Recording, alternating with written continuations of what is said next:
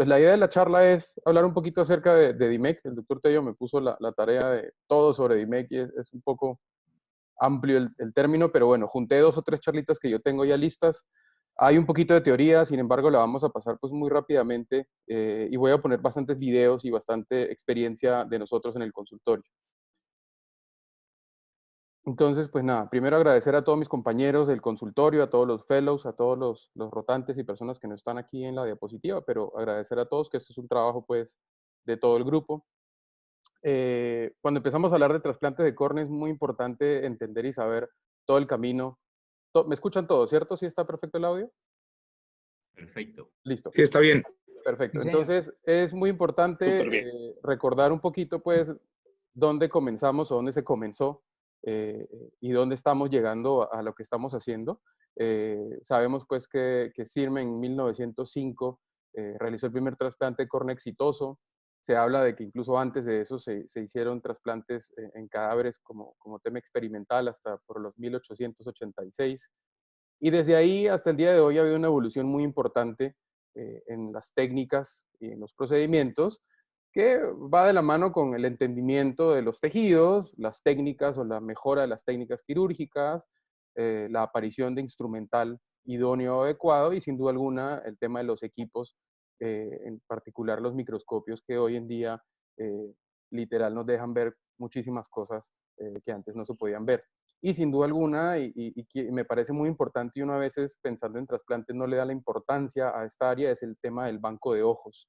Hoy en día cumple un rol fundamental en el trasplante de córnea y el camino a donde va a llegar es de que los bancos van a empezar a hacer casi todo el trabajo o la mitad del trabajo que hacemos los cirujanos en el sentido de preparar los botones y dejarlos listos para que el cirujano simplemente lo inyecte en el ojo y termine el procedimiento. Como un recordaris también, el doctor Galvis me pidió en la mañana que haga un recordaris ahí muy puntual de los términos que muchas veces se utilizan o leemos en la bibliografía y en nuestras mismas historias en relación de lo que estamos, de dónde se comenzó y cómo ha ido avanzando. En este caso, pues la queratoplasia penetrante, o conocida como QPP o como PK, por las siglas en inglés, la queratoplasia lamelar anterior superficial, en la cual se trasplanta solamente el estroma anterior, el estroma superficial, la queratoplasia lamelar anterior profunda, o el DALC, eh, con la presencia de algunos equipos de Excimer Láser, el PALC, que es una queratoplastia anterior también asistida por paquimetría con el láser, valga la redundancia. Metiéndonos ya un poquito más al tema nuestro, el tema de las queratoplasias posteriores, la queratoplasia lamelar endotelial profunda, que fue, digamos, que el papá o el abuelo de lo que venimos haciendo ahora.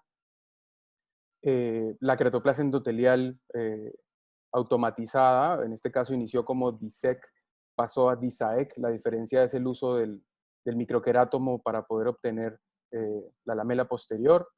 Posteriormente empezó a aparecer el Ultra Thin y el Nano Thin DISAEC, que es lo mismo, simplemente cada vez adelgazando más este grosor endotelial que vamos a trasplantar.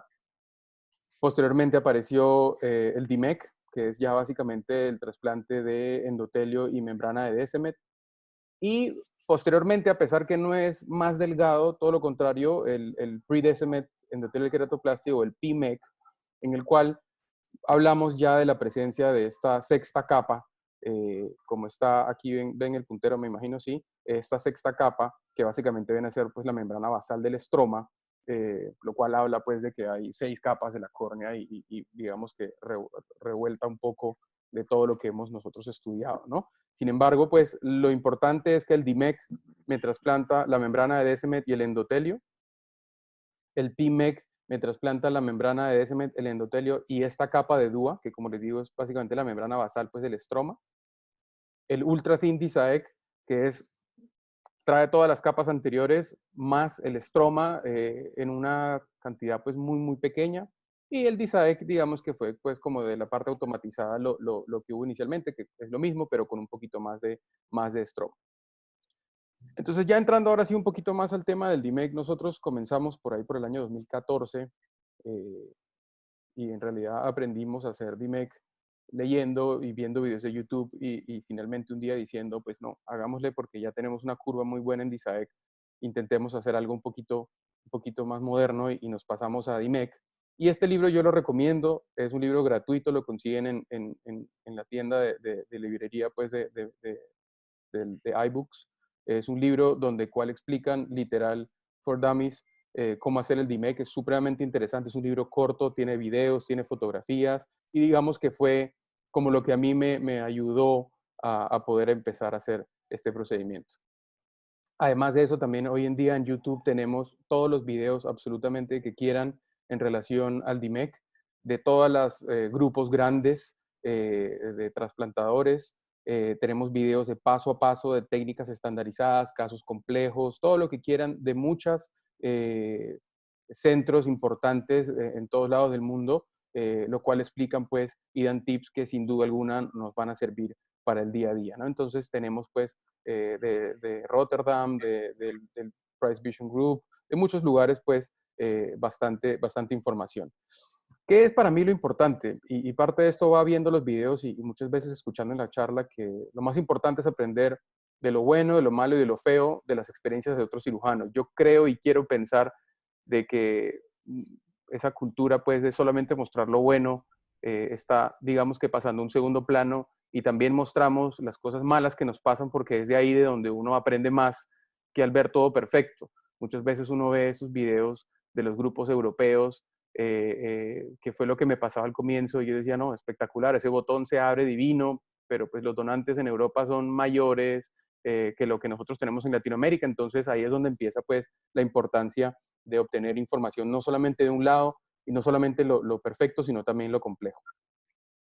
El DIMEC, como ya lo mencionamos, pues es básicamente el trasplante de la membrana o de la capa endotelial con la membrana de Descemet. Involucra el trasplante solamente la Descemet y el endotelio. En conjunto tiene un grosor aproximado de 10 a 15 micras. Esto pues algo ya lo sabemos.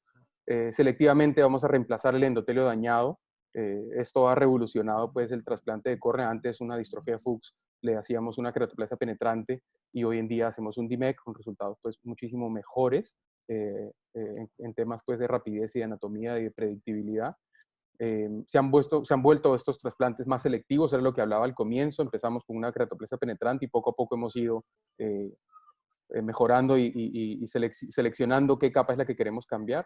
En el DIMEC en general tenemos una recuperación visual mucho más rápida, resultados postoperatorios muy predecibles y hay una integración mejor del botón donante, ya que es algo, una capita tan delgada, pues que esta se pega y se integra básicamente como la misma del Hay paciente. 8 personas. La evolución, digamos, de los trasplantes lamelares posteriores, vamos a decir que el primero pues viene a ser el DILEC, que es el lamellar endothelial keratoplasty, básicamente una técnica pues manual. Nos pasamos para el Descemet stripping automated endothelial keratoplasty, el DISAEC o el DISEC, y de ahí las versiones nuevas que hemos dicho, y pues nos terminamos llegando pues al DIMEC. Este es un video de un deep lamellar endothelial keratoplasty, donde se hace básicamente un bolsillo como si fuésemos a hacer un DALC, pero al revés.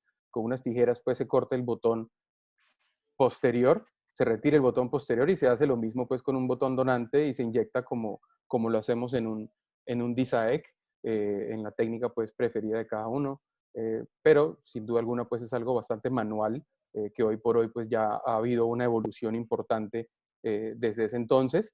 Pasamos al DISAEC, en este caso pues tenemos la cámara artificial donde nosotros con la ayuda del microquerátomo vamos preparando y pasando los cortes de la cuchilla para buscar, bueno, en este caso es el botón anterior, ¿cierto? Aquí está dentro el botón posterior, pero al final de cuentas pues trepanamos con un trépano convencional de queratoplastia penetrante para poder implantar e inyectar dentro de esta cámara anterior y pegado, como se ve en la imagen inferior, pues este botón que podemos ver que tiene un grosor pues, visible, ¿correcto? Sin embargo, los resultados del DISEC pueden llegar a ser absolutamente fantásticos, en el sentido pues que pueden llegar a los 20/20 y definitivamente va de la mano con la depuración de la técnica del cirujano.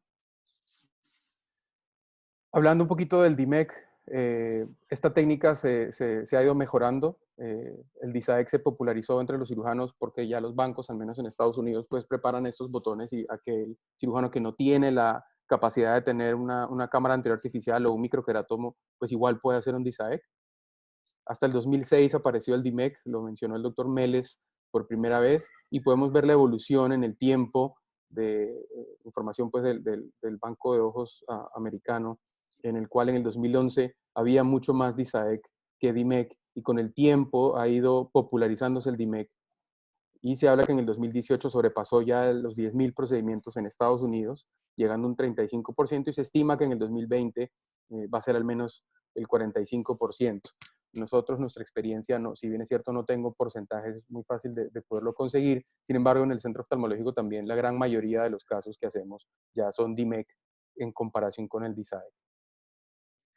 Este es un cuadro también de un artículo en el cual podemos ver, a grosso modo, vuelvo y digo, muchas veces uno ve unos resultados, pues, en unos artículos, pues, impresionantes que le hacen dudar, pero lo que me interesa aquí que ustedes vean es que la queratoplasia penetrante, todos sabemos, ojalá no se gasten todos los pacientes o en promedio a un 20-30, no necesariamente es la razón debido a muchos factores, pero el DIMEC, lo que quiero yo resaltar es que el DIMEC llega con más facilidad a un 20-20, y eso va de la mano, pues, por esa menor interfase que hay, o esa interfase más perfecta que va a haber entre las caras, y el rejection rate que va a tener, que es muy bajito, es menor al 1%. ¿Por qué? Pues básicamente tenemos menos tejido que estamos implantando en el ojo, y eso creo yo que es lo que nos va a dar a nosotros la diferencia en relación a los demás procedimientos en conjunto con el tiempo de recuperación.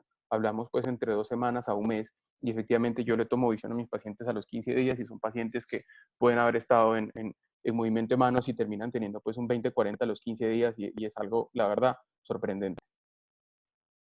Esta es una foto con el doctor Carreño. Tuvimos la suerte en Washington de estar con el doctor Meles en una de las conferencias que él hace siempre un día antes de que comience ASCARS, o el primer día, el consultorio también nos envió muy amablemente a Sorocaba con el doctor Nicolás Pereira, y pues en una semana vimos los trasplantes, creo yo, que hacíamos en un año en el consultorio, y fue sin duda alguna una experiencia pues muy enriquecedora para los dos, y para en general para el grupo. Las indicaciones del trasplante, pues ya lo sabemos, en general esto varía pues de país en país. Aquí nosotros vemos mucha distrofia de Fuchs, al menos en Santander pues hay bastante, entonces las indicaciones principalmente pues son las distrofias endoteliales. Con el advenimiento de la cirugía de catarata sabemos pues que hay queratopatías bulosas o pseudofáquicas, también es importante. Síndrome cirio-coronotelial de pronto no es tan frecuente, y sin duda otras causas de disfunción endoteliales, polimorfas posteriores, congénitas, en fin, que no son, digamos, como las principales, sino sin duda, en el caso de nosotros, al igual que este pie que tengo aquí, pues la gran mayoría se debe a distrofia de Fuchs. Las fortalezas del DIMEC, pues es una técnica nueva, tiene una incisión más pequeña, el grosor del botón donante es muy delgadito, se mantiene una anatomía corneal mejor final, hay mejoras de huesos visuales, y el tiempo de recuperación, como le había dicho, es mucho menor.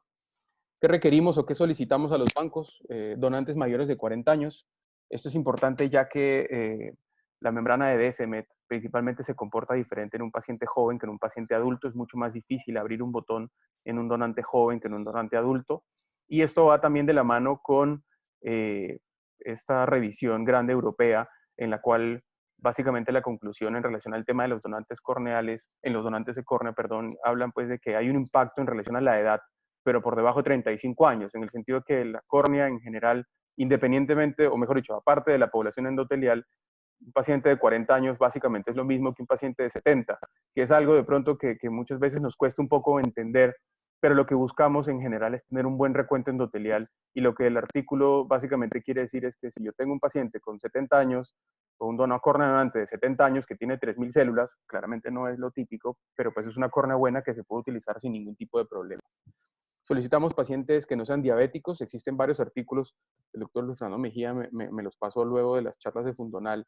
Yo no lo tenía pues completamente descifrado, pero existen varios artículos en los cuales hablan de que los pacientes diabéticos, la membrana de DSMER y el endotelio se comportan completamente diferente. Un paciente no diabético, en el sentido que hay una friabilidad de los tejidos, y hace pues que la obtención del tejido sea mucho más difícil.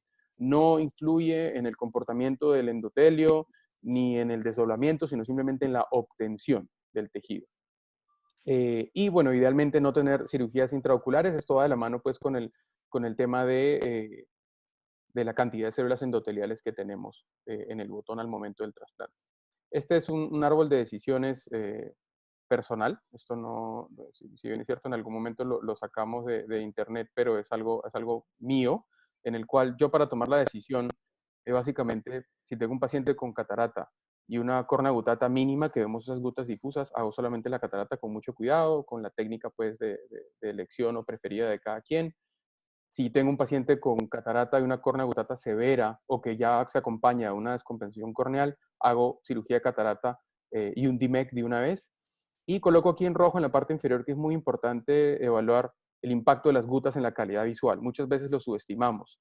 Vemos que el paciente puede tener un 20-30, ese ojo está súper lleno de gotas, pero es un paciente que se queja muchísimo de destellos, de encandilamiento, y las gotas tienen un impacto en la calidad visual muy, muy importante, y muchas veces son esos pacientes que el doctor Tello me dice: Rubén, el paciente tiene 20-30 porque lo vamos a operar, ¿no? Porque el paciente pues en la noche no tolera nada, ve peor, es un paciente pues muy sintomático, y son esos pacientes, digamos, que uno arriesga un poquito y se hace el procedimiento pues con un recuento, con una calidad, una cantidad visual buena, ¿no? Si yo tengo un paciente con una disfunción endotelial, pero que no tiene catarata, es menor de 45 años, solamente hacemos DMEC. Sin embargo, yo en lo personal tengo solamente un caso, es muy raro ver un paciente con una córnea descompensada a los 45 años. Y si es que tenemos pues un paciente que tiene una disfunción endotelial y no tiene catarata y es mayor de 45 años, en lo personal yo hago una cirugía de catarata y un DMEC también. Vuelvo y digo, esto es un árbol personal. Yo sé que hay personas que hacen Facodimec con lentes multifocales. En lo personal, yo todavía no he dado ese salto. Me siento un poquito incómodo todavía con la predictibilidad de qué es lo que va a pasar. Y al poner un lente multifocal, pues yo sé que es un paciente muy exigente y prefiero de alguna manera estar en una zona de confort y sentirme satisfecho con cambiar esa visión pues de lejos, que es, digamos, que el principal motivo de la consulta. Doctor Rubén, perdón, me atravieso. Tito. Es que hay unas preguntas en el chat. Ok, lo que pasa es que por el Mac y por mi puntero, si quieren, interrúmpame todo lo que quieran, porque si yo me salgo, me enredo. Entonces, no puedo ver el chat. Ya, Tito, una pregunta aquí, Lucho. Mira, prefiero, ¿has visto alguna diferencia de retención del tejido, el hecho de tener que entrar nuevamente para poner burbuja en pacientes que hacen solo DMEC versus el paciente que hace DMEC más catarata? Yo he hecho muy pocos, o sea, solo DMEC creo que tengo por ahí como 4 o 5. Primero, segundo, afortunadamente, y ahorita más adelante creo que voy a dar el tip principal para que no tenga yo necesidad de reburbujeos. La verdad es muy poquito el porcentaje. Si te digo que he entrado a hacer reburbuja a 5 pacientes, yo creo que es mucho. Pero en general creo yo que el comportamiento, digamos, del botón es indiferente si es que yo tengo o no tengo un cristalino, ¿no? Si es que eso responde a tu pregunta, me parece, tengo la sensación que es lo mismo. No he notado yo una diferencia, pues, en relación al comportamiento del botón en cámara anterior, en relación a la adherencia o a la burbuja.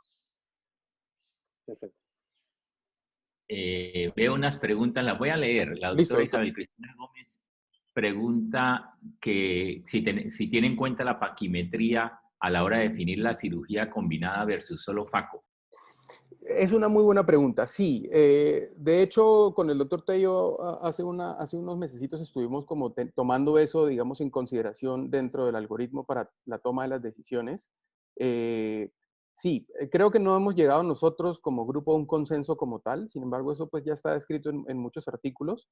En lo personal, yo me guío mucho de la calidad visual del paciente o de qué tan sintomático se encuentre.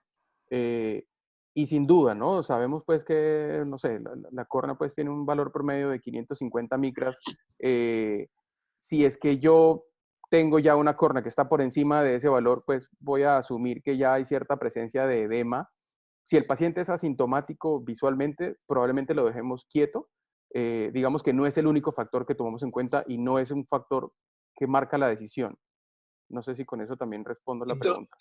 Clínicamente también los pacientes que empiezan la falla endotelial empiezan y amanecen por la mañana como viendo borrositos en el correr del día, como que se van mejorando. Eso es como un mensaje que le puede decir uno al paciente, preguntarle, usted ya está teniendo problemitas, entonces uno también como que se va preparando para acelerar o no acelerar el procedimiento. De acuerdo, sí, sí, señor, de acuerdo. Y eso pasa también con las damas, con el tema del secador de pelo y el aire caliente, pues eso también es algo que, como usted bien dice, es parte de la consulta diaria.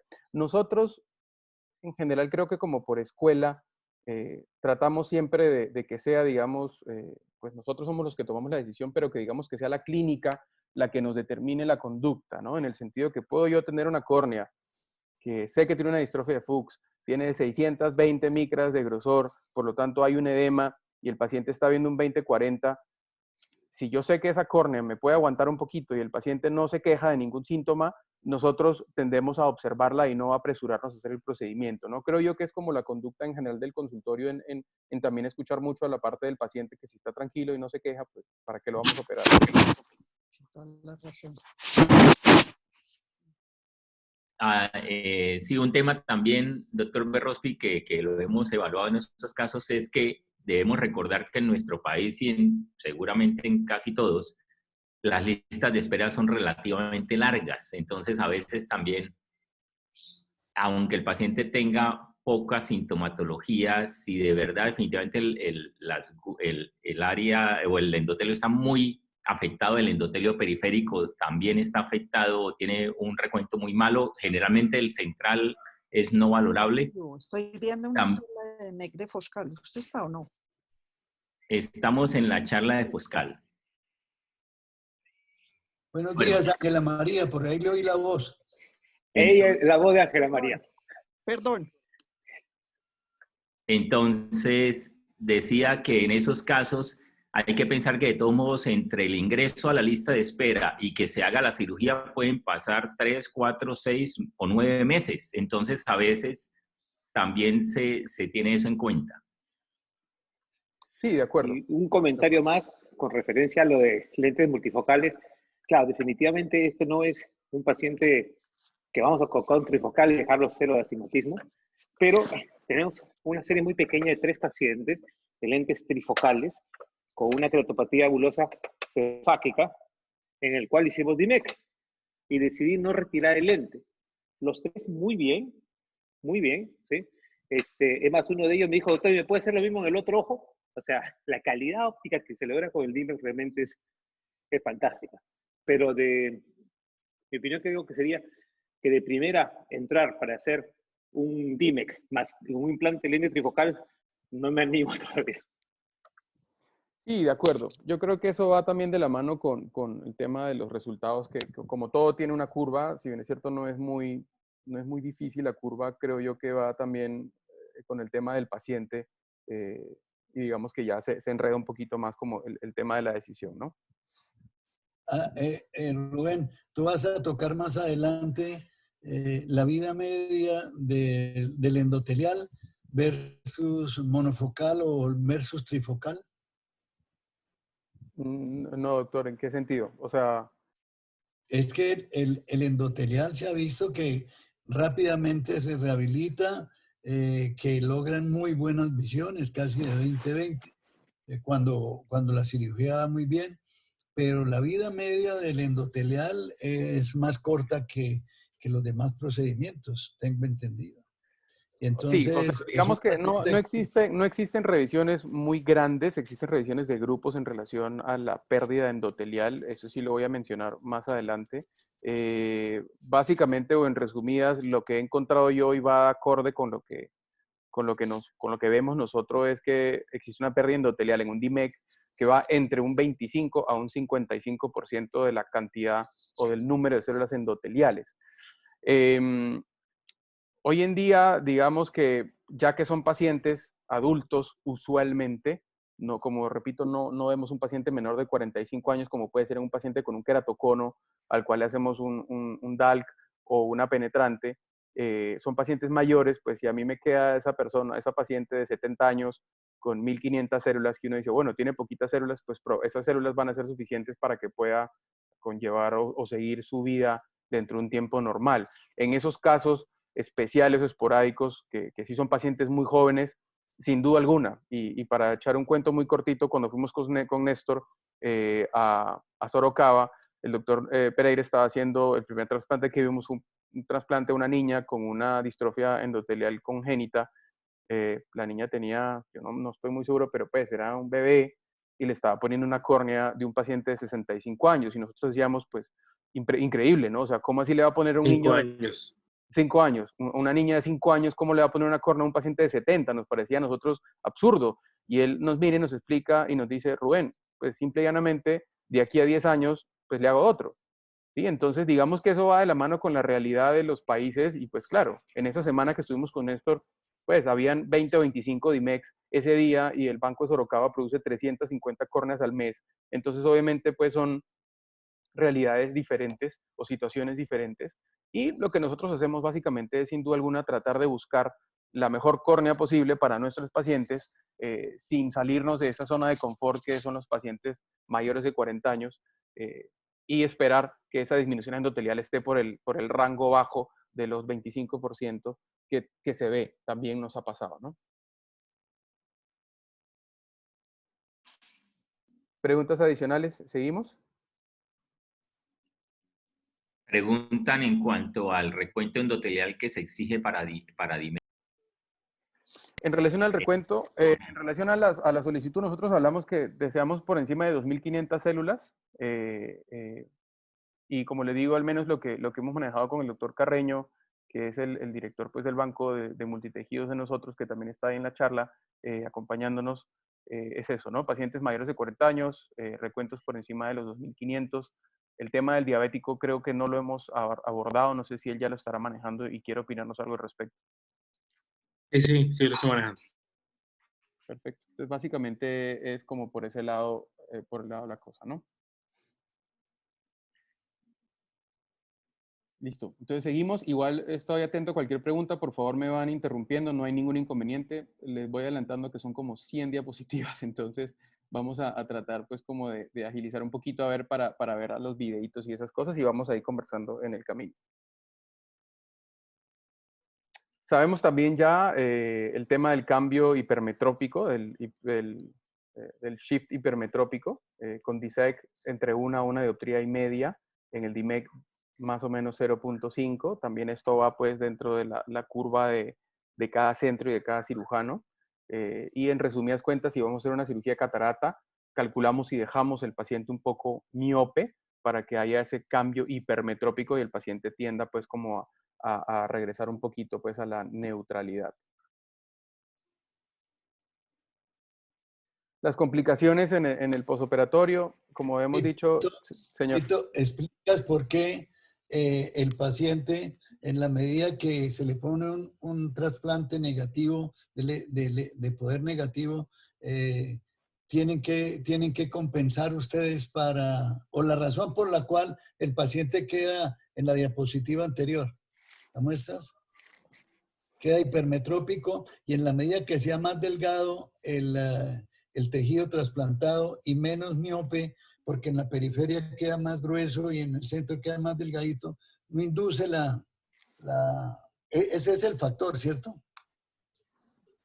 Sí, eso va de la mano básicamente, como por simplificar mucho el tema, en la cantidad de tejido y la característica, pues, digamos, de la luz que ingresa en el ojo, ¿no? Va de la mano con el tema del grosor. En el DISEC es mayor porque el tejido que se implanta es más grueso y en el DIMEC es menor porque el tejido, pues, es más delgado. Correcto. Solo para agregar ahí, mira, el factor más importante realmente es en el DISEC, es que estamos colocando un tejido con un menisco negativo. Entonces, eso es lo que va a realizar ese cambio hipermetrópico. En el DIMEC, ese 0.5 es en la media, pero salió un artículo en el Journal of Cataract Refractive, en el cual lo que mencionan es que eso está más relacionado cuando hacen ustedes la medida biométrica y mientras la córnea está más gruesa, más edematosa, hay una tendencia a quedar más hipermétrope. Es decir, si van a hacer un DIMEC en un paciente con una gutata moderada, en el cual no hay un edema importante, vayan con la biometría normal. Si van a hacerlo en una córnea mucho más gruesa, mucho más afectada, tengan en cuenta lo que le está diciendo Tito.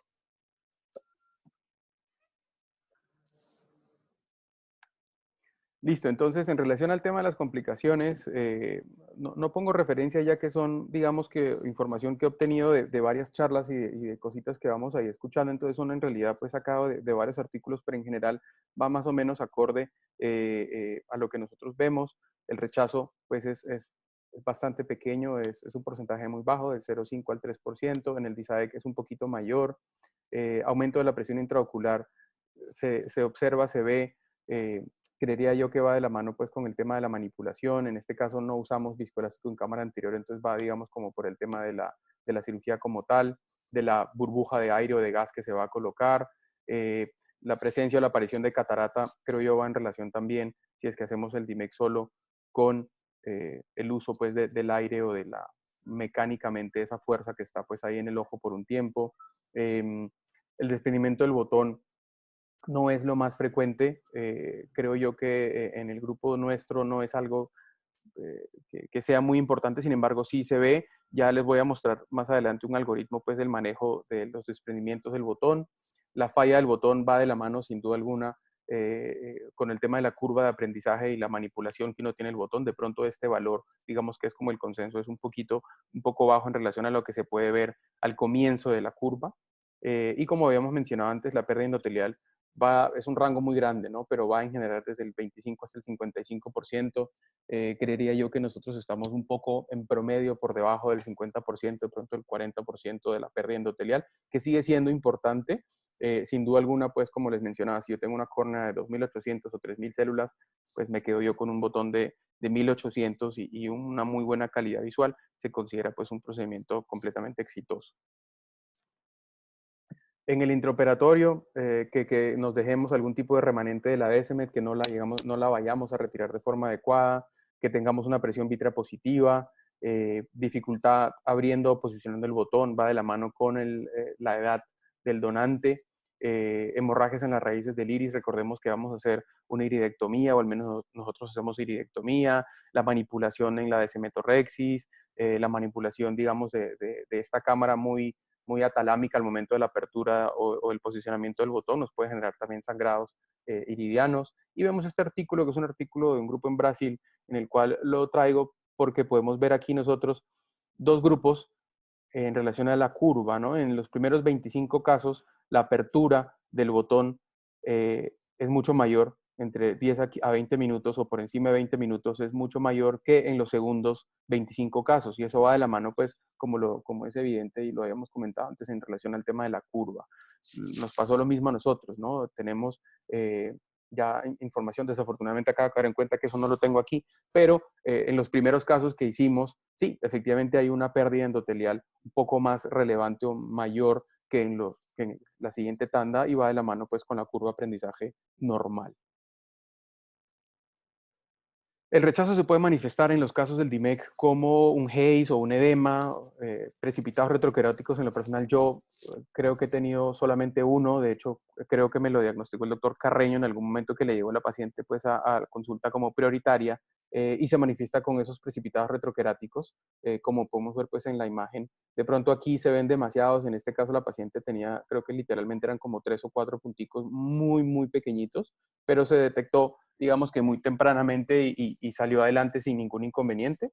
Pero básicamente, digamos que estas son las cosas que nosotros podemos ver, ¿no? Los precipitados retroqueráticos, vemos pues la línea también de Coadust, que pues no lo he visto yo en pacientes con DIMEC, pero pues sí en otros pacientes o en otros tipos de trasplantes. Hablando ya un poquito más en relación al tema de la técnica, se obtiene el botón donante mediante una técnica de pelamiento. En este caso, yo utilizo una agujita muy finita y con el bisel o con el borde medio romo, empiezo a hacer como un corte en 360 grados y teñimos con azul tripán o con Brilliant Blue o con Membrane Blue, perdón, de retina, para posteriormente, pues con un Sinskey bajo una técnica de scuba, que significa básicamente estar siempre sumergidos bajo agua, hacemos un levantamiento periférico del botón en 360 grados para posteriormente hacer el levantamiento del pelamiento del botón, dejando siempre, como ven en la parte final del video, como una pequeña charnela para que el botón no se nos vaya a soltar y poder nosotros trepanarlo. este es un video, digamos, un poquito más detallado. Aquí estoy haciendo el corte periférico del botón con un Sinskey, con un elemento Romo. En realidad, lo que nos interesa simplemente es hacer una ruptura de la membrana endotelial y es muy, muy dócil o muy fácil de romper, y con cualquier cosa que nosotros lo vayamos a frotar o a sobar, ella se va a desprender. Importante no hacerlo con ningún objeto pues cortante para no cortar el estroma y eso sea pues un factor de riesgo de dificultad para poder encontrar ese plano de levantamiento como vieron en el video anterior. Cuando nosotros hacemos el corte, imagínense que esta es ya la parte, digamos, del centro de la córnea, la parte endotelial, y esta es la parte periférica, y hacemos el pasaje de cualquier elemento para cortarlo, se van a empezar a presentar estas líneas de ruptura. Es muy importante, al igual que cuando uno hace una capsulorhexis, estas líneas de continuidad tenemos que solucionarlas, ya que al continuar, al haber una mayor fuerza, como puede ser el momento del pelamiento, pues estas líneas se van a correr y es donde empezamos a tener los problemas de la ruptura del botón. Entonces simplemente hacemos como una medida de salvataje y con una pincita, simplemente cogemos esta puntica y la vamos a traccionar en el sentido hacia afuera externo para simplemente romperla y que la línea sea continua y que no tengamos esta línea pues, de continuidad hacia el centro.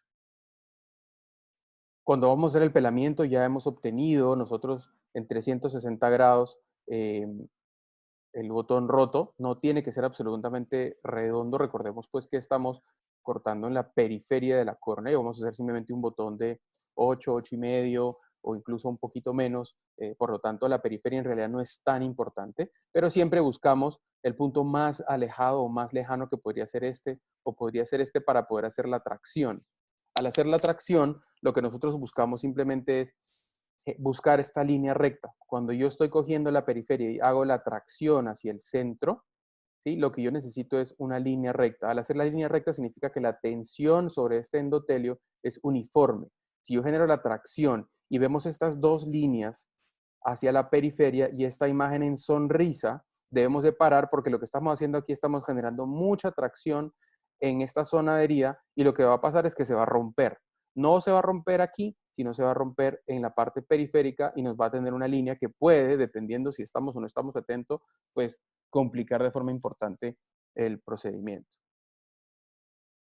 Como les había dicho, si tenemos esta línea alto, la quitamos y la pelamos, continuamos. Si tenemos la configuración en sonrisa alto, si tenemos la configuración lineal, continuamos pues al hacer el pelamiento.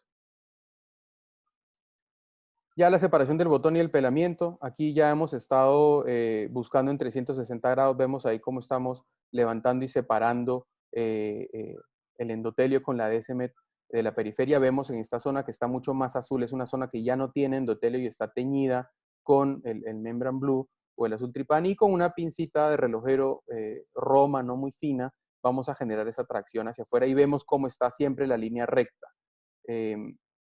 Vamos a repetir el video para que vean que siempre busco yo tener la línea recta al momento de la tracción. Y si es que vemos pues que tiene esa configuración en sonrisa, pues paramos, pero lo importante es que siempre la línea se mantenga recta. Eso es clave al momento de hacer el pelamiento y dejar, como habíamos dicho, esta charnelita que no llego a levantar todo el botón, sino dejo aquí un pedacito pegado, como si fuese pues un flap de la SIC, digamos, para mantener el orden. ¿Cómo preparamos el receptor? Vamos a realizar una desemetorrexis en el botón. Puede ser bajo aire, puede ser bajo viscoelástico. A mí en lo personal me gusta hacerlo bajo aire.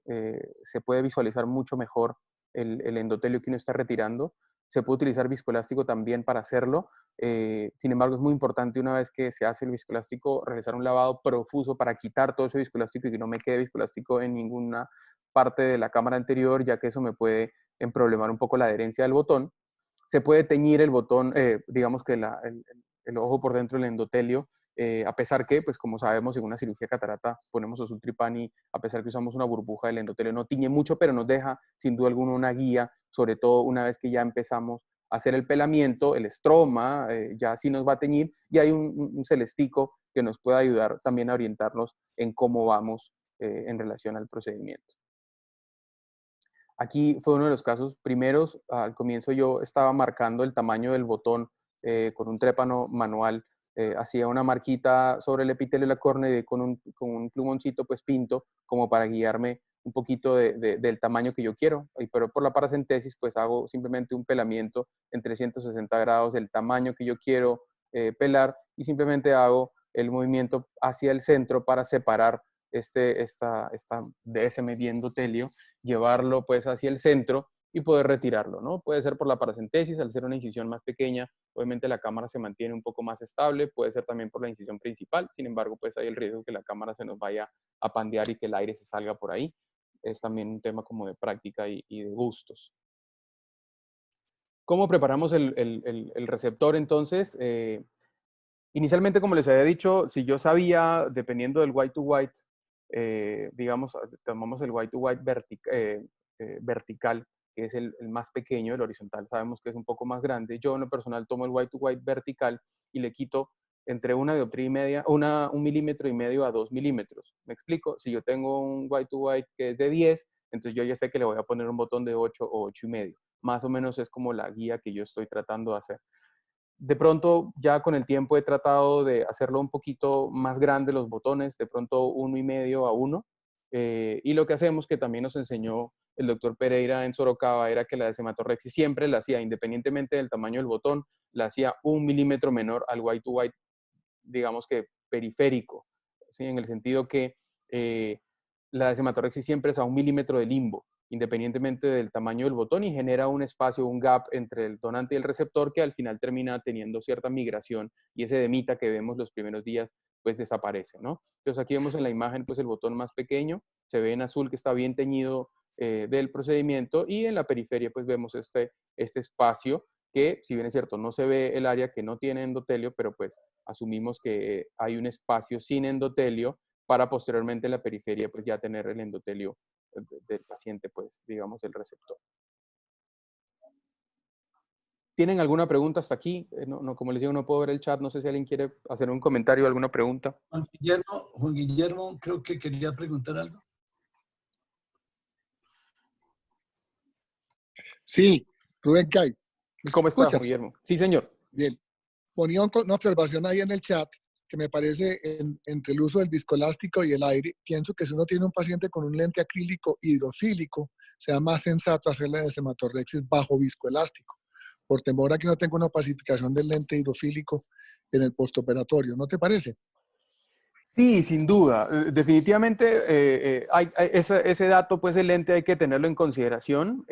Creería yo que pues no es tan relevante en relación a la desematorrhexis, ya que es pues muy poquito el tiempo. Ahí sí no sé la verdad qué tan rápido ocurren esas opacidades, esos cambios en el lente con la presencia del aire. Sin embargo, es una preocupación y creería yo que en esa circunstancia plantearía incluso un explante de lente, ya que ese paciente va a estar con una burbuja de aire o incluso de gas por 2 o 3 días, lo cual sí puede en general tener algún tipo de complicación, ¿no? Es interesante eso de todas maneras, pues para tener en cuenta. Sí, señor, completamente de acuerdo. Gracias, muy querido. Entonces, el tema de la iriectomía, nosotros, o al menos mi técnica, siempre se acompaña de una iriectomía inferior, una japonesa, pues básicamente, ¿por qué? Porque vamos a tener aire. A mí me gusta que la cámara esté bien formadita de aire. Ahorita les voy a dar ese tip que yo les digo que en lo personal creo yo que disminuye en sobremanera pues el tema de los desprendimientos del botón. Por lo tanto, siempre hago una iriectomía inferior. En este caso tengo un video aquí del doctor Pereira en la cual lo hace manualmente. Es una paracentesis inferior y con una micropinza coge un poquito el iris y la corta. Digamos que es la forma más práctica de hacerla. En el caso de nosotros en la Foscal, que siempre nos engrían y nos malacostumbran, tenemos la posibilidad de utilizar un vitrector para tener pues esta iridectomía pues mucho más controlada, más pequeña, de pronto hasta más periférica. Entonces la hacemos, en este caso yo siempre la hago con vitrectomía y la hago pues siempre inferior, ¿no? A las 6 horas, digamos, del reloj del paciente. Ya hemos hablado de cómo hemos hecho el pelamiento. Una vez que yo ya seleccioné el botón, el tamaño, yo simplemente lo corto y lo separo y lo levanto y siempre lo tiño ya nuevamente en azul o en el membrane blue sobre la misma córnea utilizándola pues como recipiente. Y me parece importante de pronto aquí abrir el debate, no sé si alguien quiere hacer algún comentario, y es que yo preparo el botón antes de hacer el procedimiento, digamos, de FACO, dejo el botón teñiendo en el azul durante el tiempo que me demore en hacer la FACO, que pues si bien es cierto no es mucho, pero sin duda alguna pues son más de 5 minutos. Yo he leído muchas veces pues que hablan de 3 minutos, de 4 minutos. Yo no he tenido mayor complicación en relación al tema del tiempo que lo dejo tiñendo. Al contrario, me gusta que el botón esté completamente azul, ya que no sé si me voy a demorar 1 minuto abriendo el botón o 20 minutos abriendo el botón, y obviamente esa manipulación y esa irrigación en la cámara anterior me va haciendo cada vez más transparente el botón y hay un poquito de apremio. Importante también entender que la tinción, digamos, me va a teñir la cara de la DSMET, ¿sí? El endotelio, como lo vemos cuando preparamos el botón, no me tiñe el endotelio, me tiñe las líneas de tracción del banco de ojos al momento de procurar el tejido, pero no me tiñe el endotelio. Entonces es importante que la tinción se dé una vez que el botón está completamente separado para que me tiña pues esa DSMET y yo poder visualizar el botón. No sé si alguien quiere hacer algún comentario en relación al tema del tiempo de tinción.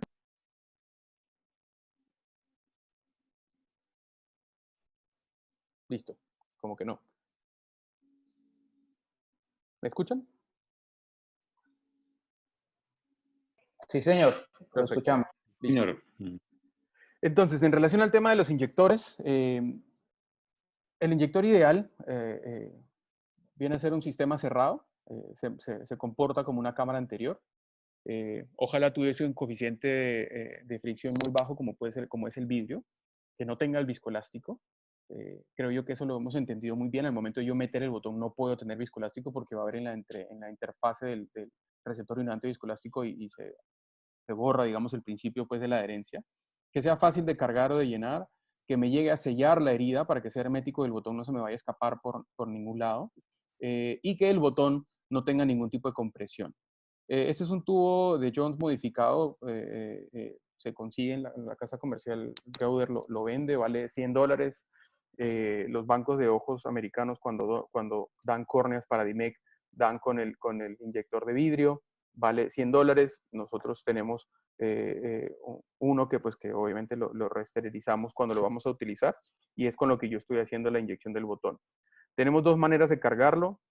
Vamos a decir que una carga por aspiración. Vemos ahí, este es un cartucho modificado de Alcon, no es el botón de vidrio, sino de plástico, y ayudándome pues esta plaquita de Petri, empujando contra la pared, estoy inyectando el botón con mucha delicadeza, tratando de succionar absolutamente suave, porque hay un temor que si yo succiono mucho, pues el botón es muy, muy delgado, muy móvil, y pues se me va a meter hasta el émbolo, como ya me ha pasado una vez. La carga manual, que es como a mí me gusta hacerlo, simplemente yo lo levanto y por capilaridad lo acerco a la boca del botón del inyector de vidrio, perdón, y este solito va a ingresar y se va a mantener en la posición pues, que uno desee colocarlo. Para inyectar el botón, inicialmente puede salir un poco brusco, es importante también, digamos, como ir jugando un poquito, como presionando de menos a más el botón, ya que si lo hacemos muy brusco puede salir disparado, como ven en el video, que sale pues a la velocidad de la luz. Por eso es importante que el botón esté, o que la herida esté completamente sellada por el botón para que no tenga dónde irse. Estar pendientes de tener una buena pupila en el sentido que sea pequeña, porque si sale disparado se puede meter detrás del lente o debajo del iris y tenemos problemas. Y ya con un poquito más de experiencia, pues la inyección con más delicadeza puede ser un poco más controlada. Y cuando yo retiro el inyector, dense cuenta como yo sigo echando chorritos de agua para evitar que esta cámara se me estreche, se me pandee y el botón se me vaya a salir por la incisión. Me parece eso también pues como un datito ahí importante para los que están comenzando o los que están haciendo pues el procedimiento. La orientación correcta del botón. Muchas veces preguntan, bueno, y una vez que ya está el botón dentro del ojo, ¿usted cómo sabe cuál es la cara del endotelio y la cara, digamos que estromal? Pongo estromal, en realidad pues es de DSMET, pero pues para tener el tema claro. El botón siempre se va a comportar de una misma forma, ¿sí? De una misma orientación. Y es que él se va digamos que acomodar siempre con el estroma hacia el centro, hacia adentro. Como ven en la imagen, en este dibujo, pues tenemos aquí el rollo y vemos el estroma hacia adentro, ¿correcto? Y el endotelio hacia afuera. Siempre va a haber esa conformación. Qué pena que está sonando el citófono, pero voy a dejarlo que suene, espero que se canse el celador. Entonces el estroma va a estar hacia adentro y el endotelio hacia afuera. Esa siempre va a ser la conformación del botón, siempre. Independientemente que está abierto o no, vemos aquí esta imagen de la lámpara de hendidura con el botón ya enrollado y vemos pues perfectamente la conformación de en esta forma de tricorn hat o triangular, pues, pero tenemos aquí el doble rollo que se forma siempre, el estroma hacia la parte interna y el endotelio hacia la parte externa. ¿Cómo podemos nosotros también, o cómo vamos a verificar esta posición dentro del ojo? Pues tenemos varias formas descritas pues, en mucha literatura. Se pueden hacer ciertas marcas de trepanación con recordemos que aquí el botón está puesto pues, en el lecho, en el teflón, el endotelio está hacia nosotros y el estroma está pegado pues, hacia el teflón. Se pueden hacer estas 3 marcas. Sabemos que si las 3 marcas están en este sentido, visualizándose, nosotros viendo el botón hacia abajo, pues sabemos que el botón está al revés. Si lo veo yo volteado al revés de cómo está esta imagen, sabemos pues que el endotelio está hacia el iris, haciendo cortes, pueden ser triangulares, pueden ser circulares. Esto se hace con un trépano dermatológico pues, de 1 milímetro para poder hacer la manipulación.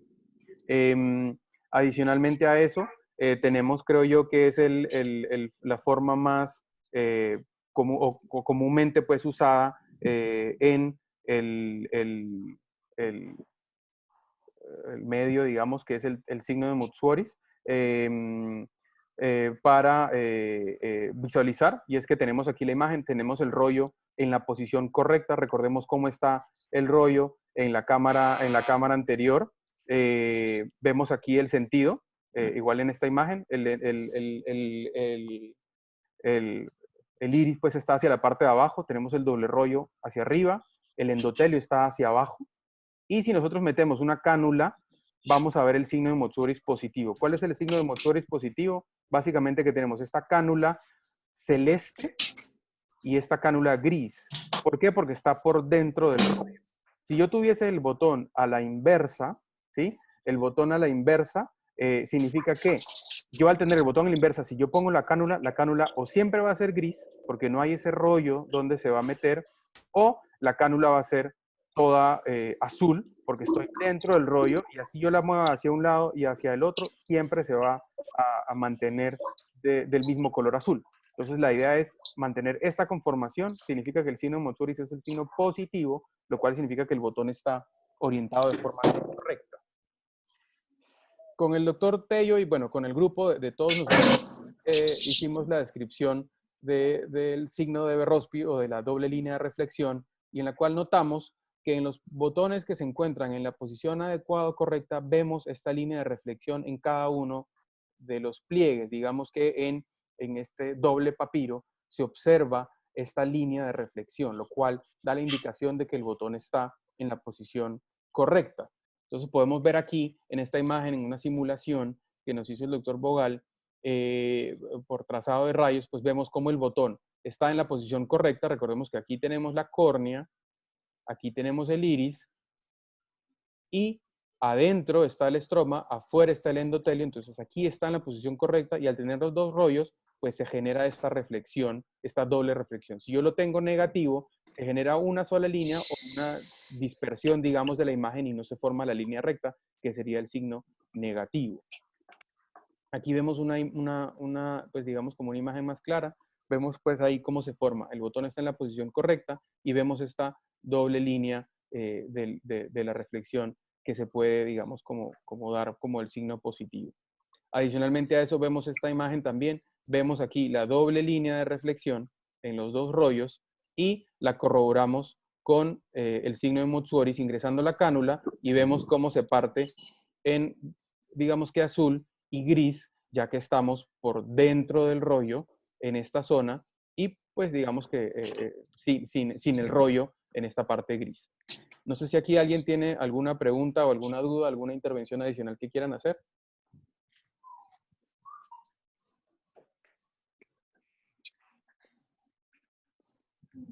Listo.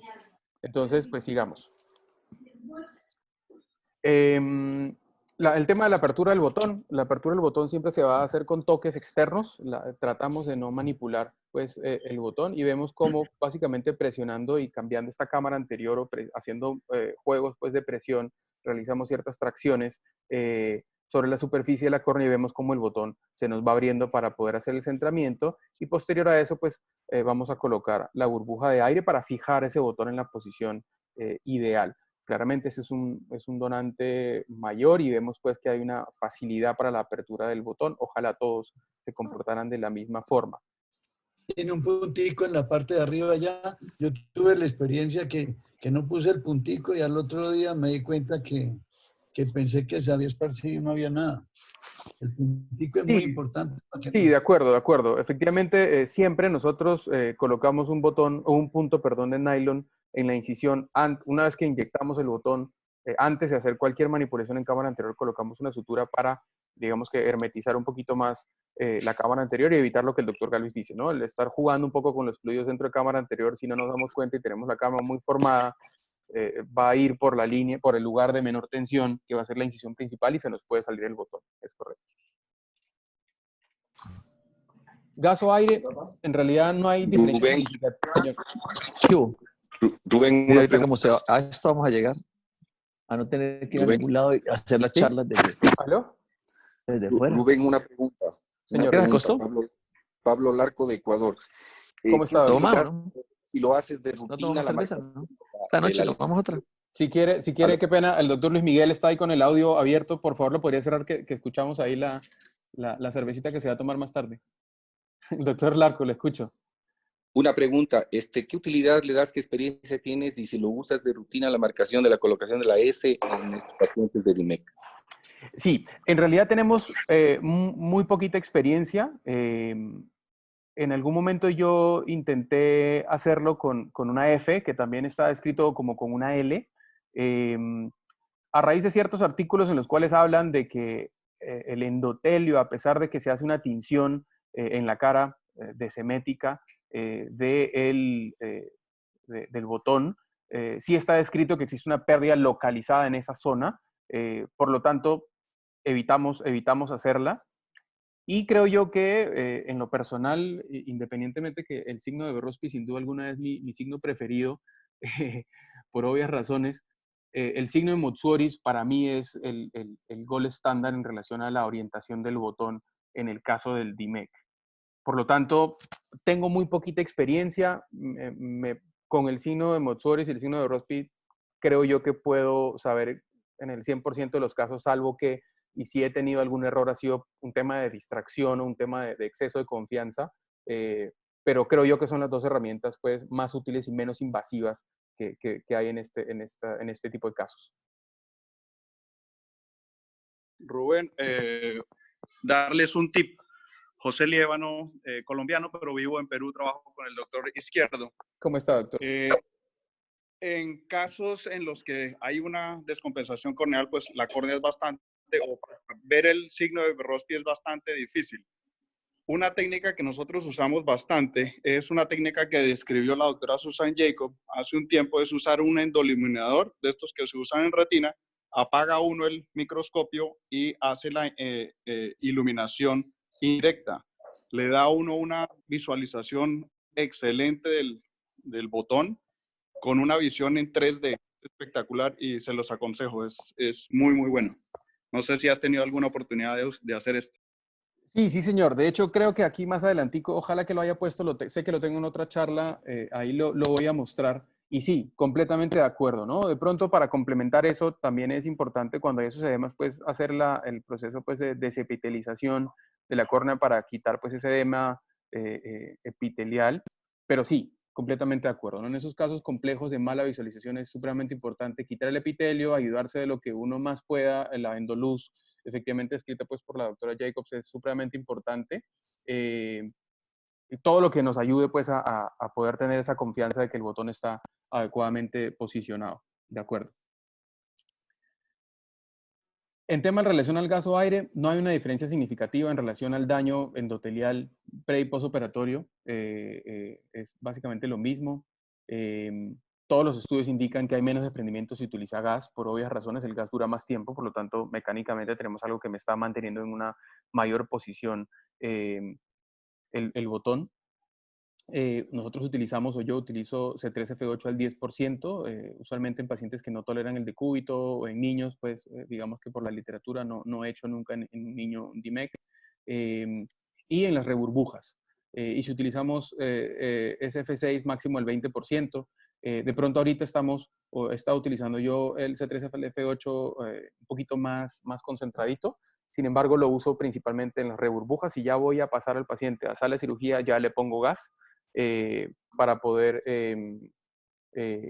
mantener ese botón pues en la posición fija, pues que ya ha tenido un problema con el aire.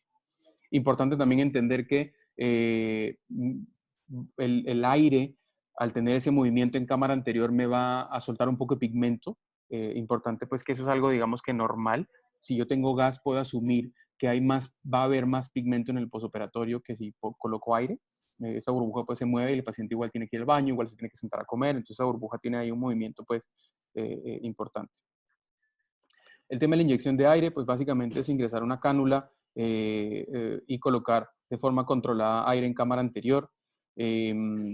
Tratar de que, y ese es el tip que les iba a decir que al menos para nosotros creo que marcó la diferencia, y es que nosotros en el posoperatorio inmediato, o sea, cuando terminamos ya de colocar el botón y sabemos que está en la posición correcta y colocamos el aire, como ven en la imagen, colocamos el aire a tensión, básicamente dejar el ojo bien durito, tratar de tenerlo pues 40 milímetros de mercurio. El doctor Pereira en Sorocaba hablaba de dejarlo 20 minutos en esa presión. De pronto, por un poco de temor por las comorbilidades que pueden traer los pacientes, tratamos de dejarlo menos tiempo, pero yo mínimo todos mis pacientes los dejo 5 minutos boca arriba con el ojo bastante durito, y creo yo que eso ha marcado la diferencia. Una vez que pasan ese tiempo, pues simplemente minimizo la burbuja y la trato de dejar igual un poquito más grande que mi botón, pero ya con la tensión del ojo más controlada. Como una nueva, digamos que técnica descrita también en artículos, hicimos la revisión con un fellow hace unos meses con el doctor Gamarra, y es la utilización de esta microcánula para líquido subretiniano, que es muchísimo más controlada. Es una cánula con la cual vamos a inyectar el aire, y digamos que es al ser la luz de la cánula mucho más delgadita, pues va a ingresar muy despacio el airecito, y es más fácil de controlar, como para no inyectar una burbuja pues supremamente grande desde el comienzo, que nos puede requerir que nosotros entremos a manipular nuevamente la burbuja y a chiquitarla, y digamos que nos ayuda un poquito a tener un mejor control, y por una incisión obviamente mucho más pequeñita, ¿no? Sin necesidad de abrir tanto la incisión. Perlas para el éxito, la directomía inferior, para mí eso es clave, evita el bloqueo pupilar, hacerla muy periférica. Tenemos pues un paciente en el cual ya nos tocó hacer la sutura de la directomía inferior debido pues al menisco lagrimal y a las molestias que se presentaron en el posoperatorio tardío de la paciente en relación pues al tema de las disfotopsias. Sin embargo, la hacemos pequeña, la hacemos lo más inferior posible, lo más periférico. Es muy importante el contacto directo entre las caras, tanto de la DSM como del estroma receptor y donante. La burbuja de aire con una presión alta inicialmente por unos 5 a 10 minutos, y regularizar la presión después o al pasar ese tiempo, al terminar pues, el procedimiento.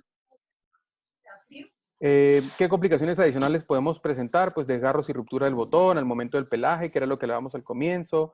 Problemas al momento de la trepanación, que al trepanar el tamaño del botón nos pasemos y trepanemos pues toda la córnea completa como si fuera una queratoplasia penetrante. La salida inadvertida del endotelio del cartucho o del endotelio del ojo, por lo que hablaba el doctor Galvez hace un momento. Colocación en una posición inadvertida al revés del botón, y obviamente la imposibilidad o la dificultad de la apertura del rollo, que muchas veces pues eso depende de la escogencia o de la adecuada escogencia del botón endotelial.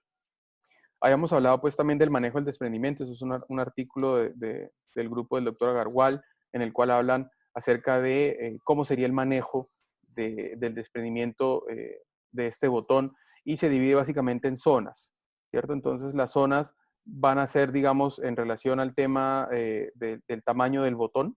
La zona 1 en la parte central, la zona 2 hasta, digamos, que la parte paracentral, y la zona 3 ya en la parte periférica. Y hablamos acerca de la altura, la extensión y el diámetro. y midiendo estas características vamos a definir nosotros qué es lo que vamos a hacer, en el sentido que necesitamos un OCT para poder medir, digamos que el tamaño de la separación del botón con el estroma receptor, y si vemos que tiene menos de 100 micras y es un diámetro pequeño, en cualquiera de las zonas lo manejamos, lo observamos y lo manejamos médicamente con agentes osmóticos, con esteroides, y bueno, el antibiótico pues de rigor en el procedimiento. Si es que vemos ya que el diámetro o el tamaño de las separaciones va de 100 a 300 micras. ¿Y entonces qué está viendo? ¿Perdón? Bueno, dependiendo del tamaño de la altura de la separación del botón y dependiendo de la zona, si abarca, digamos, esa separación, la zona 1 con la pupila, pues vamos a hacer la intervención quirúrgica, que básicamente pues es la reburbuja de aire. Si es en zona 2, el manejo médico hablan de 4 semanas. Si es en la zona 3 pasa lo mismo, y si son mayores de 300 micras, o sea, está completamente separado, básicamente zona 1, 2, intervención quirúrgica, zona 3, vamos a hacer el manejo médico, y si no mejora, pues hacemos la intervención quirúrgica. Sin duda alguna, esto también va de la mano, pues no es un algoritmo pues definitivo, pero sin duda alguna pues va de la mano con la experiencia que tenemos todos o cada uno de nosotros pues con nuestros pacientes. ¿Preguntas, dudas, inquietudes hasta aquí? Doctor, una consulta. ¿Me escucha? Sí, lo escucho perfecto. ¿Qué técnica usa en pacientes que tienen tubo de glaucoma? ¿Quién pregunta? Diego Altamirano, de Chile. Sí, Justo, Diego, sí. Con gusto. ¿Qué técnica usa en pacientes que tienen tubo de glaucoma en cuanto a la burbuja y en cuanto al tamaño del donante? Sí, buena pregunta. En realidad, sí tengo varios casitos. En algún momento pensaba yo en realizar el taponamiento del tubo valvular para poder colocar el aire y días después, ingresar y quitar el taponamiento, ya que el aire se va por la válvula o en este caso por cualquier tipo de cirugía de glaucoma filtrante, como puede ser también una trabeculectomía. Sin embargo, queríamos no tener que entrar en un segundo procedimiento a hacer la manipulación. Entonces lo que yo simplemente hago es coloco gas en vez de aire, primero. Segundo, esos pacientes son a los que más les recalco y les digo que tienen que estar en posición acostada de forma permanente, y de hecho les digo también en el caso de las trabéculas, que incluso que tiren la cabeza un poco para atrás como para que la burbuja, digamos, salga si es que se llega a meter a la trabécula o el gas. Y sobre todo, y la clave para mí es simplemente esos 5 minutos que yo les digo que dejo la presión un poquito alta en el ojo, lo hago más tiempo. Nosotros también aquí, por lo general, en el 95% de los casos hacemos los DIMEX con anestesia general.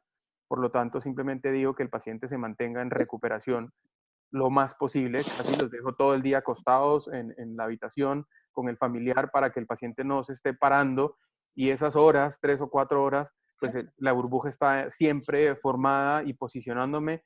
Y creería yo que al igual que la SIC, uno pues termina de hacer una cirugía refractiva y junta las entrecaras y le pone un poquito de aire, y ese flap está pues muy adherido ya y tiene que ser un movimiento muy brusco para que se separe. Creería yo que más va como por ese lado, ¿no? Dejar el mayor tiempo posible el aire en esa misma posición sin moverlo, y con eso yo espero que sea suficiente que el botón se me vaya a mantener adherido. Sin duda alguna es un caso complejo, y hay que monitorizar muy bien el tema de los desprendimientos periféricos debido a la rápida absorción de la burbuja o gas.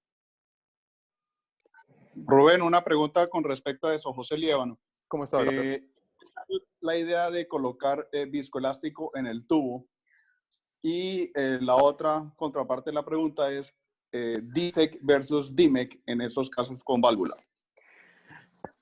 Definitivamente existen contraindicaciones para el DIMEC, pacientes áfacos, pacientes en teoría vitrectomizados, pacientes con comorbilidades mayores como lo pueden ser estos procedimientos. Sin duda alguna, el DISAEC es una técnica el día de hoy vigente, no la desmeritamos en lo absoluto, y definitivamente un paciente con una válvula o con una cirugía filtrante es un paciente candidato para un DISAEC, tanto como para un DIMEC. A mí me gusta más hacer el DIMEC, primero porque siento que, mejor dicho, no siento, tengo más experiencia en DIMEC que en DISEC, me van mucho mejor los DIMECs que el DISEC, y lo trato de manejar de esa forma, pero sin duda alguna es algo extremadamente válido. Y el tema del viscoelástico, sí, definitivamente es también una opción al momento pues del manejo. Sin embargo, pues en lo personal trato yo también de no, mejor dicho, me preocupa más que termine yo taponeando, a pesar que sabemos pues que los procedimientos valvulares igual se pueden de alguna u otra forma volver a permeabilizar, pues si es que algo sucede, pero me parece pues más que esos pacientes que tienen unos nervios que están al borde del abismo, trato yo de no jugar mucho con la presión y si yo puedo dejar esa válvula que me quede funcionando al día siguiente, siento un poquito más de tranquilidad. Pero sin duda alguna es una posibilidad también, completamente de acuerdo. Rubén, no sé si me oyes. Yo creo que no hay respuesta todavía a esa pregunta, jugando aquí como de juez en las dos partes. Yo creo que la respuesta se da en la medida que usted como cirujano se sienta mejor con una o con otra técnica. ¿Por qué? Porque hemos hecho DIMEC, como lo ha expresado Rubén, en córneas con glaucoma y con válvula, pero con córneas transparentes. Pero en esos glaucomas, sobre todo congénitos que tienen una, incluso dos válvulas, y que el estroma es bastante denso, incluso son córneas de más de 620 micras, en esos casos preferiríamos hacer un DISAEC. Ahora, lo otro es que, como sabemos, no vamos a colocar gas expansivos en estos casos y no vamos a dar los 10 minutos que dejaba el doctor en Sorocaba, que algunas veces también lo dejamos en algunos pacientes, pero en estos pacientes con un glaucoma, con nervios de 0,8, 0,9, que le coloquemos gas, pues obviamente esos 10 minutos se va a llevar el nervio. Totalmente de acuerdo, gracias. Por ahí estaba hablando la doctora Gisela. Le escucho, doctora. Sí, una pregunta. No sé si has tenido complicaciones en cuanto a la iriectomía intraoperatoria con sangrado, que pues en algunas personas recomiendan hacer la preoperatoria con láser. Por lo menos ahora hacemos 2 semanas antes de la cirugía, y no sé si has tenido pues ese escenario de tener sangrado que te va a dificultar el resto de la cirugía. Sí, nosotros siempre la hacemos intraoperatoria, al menos yo siempre la hago intraoperatoria. Independientemente que tenga, y de pronto no es parte de la respuesta a tu pregunta, pero igual lo voy a decir, así tengo una iridotomía superior. Yo sé que hay quienes con eso les basta, pero no, yo siempre la hago inferior, a pesar de que tengo una iridotomía. Y respondiendo a tu pregunta, he tenido, ahora que lo mencionas, de pronto un caso en el cual hubo un pequeño sangrado. La verdad que no es algo pues que me haya pasado muchas veces, mejor dicho, me ha pasado solamente una vez y lo que hice simplemente fue colocar aire a presión mientras terminaba de preparar el botón o cargarlo en el botón y cuando voy ingreso al labo ya el sangrado pues paró y no he tenido yo mayor problema, pero no hay ningún problema con hacer una iridotomía previa, ¿no? En realidad, sin duda alguna es un aporte valioso. Vale. Bueno, entonces sigamos, a ver. Entonces, hablando pues en tema ya de situaciones complicadas o ciertos casos, sabemos pues que el DIMEC es un procedimiento estable, se da esta cirugía en un procedimiento estable, todo procedimiento tiene un riesgo pues inherente, muchas veces el temor de todos nosotros cuando empezamos pues a hacer las queratoplastias pues son estas situaciones pues terriblemente aberrantes, como puede ser una hemorragia expulsiva, en cirugías pues a cielo abierto, digamos que es lo que nosotros queremos evitar. Es un procedimiento pues, que hicimos hace unos meses y desafortunadamente pues, tuvimos una hemorragia expulsiva. La respuesta de los cirujanos, y me incluyo, no fue de pronto la más veloz, a pesar que creo yo que fue rápida pues, y terminó pues, con lo que todos vemos. Y digamos que básicamente muestro esto para, primero que todo, despertarnos y despertar un poquito el lado amarillista que tenemos todos nosotros y mostrar, digamos, que estas cosas no son lo que solemos o deben de suceder en un DIMEC, ya que no tenemos pues el ojo abierto.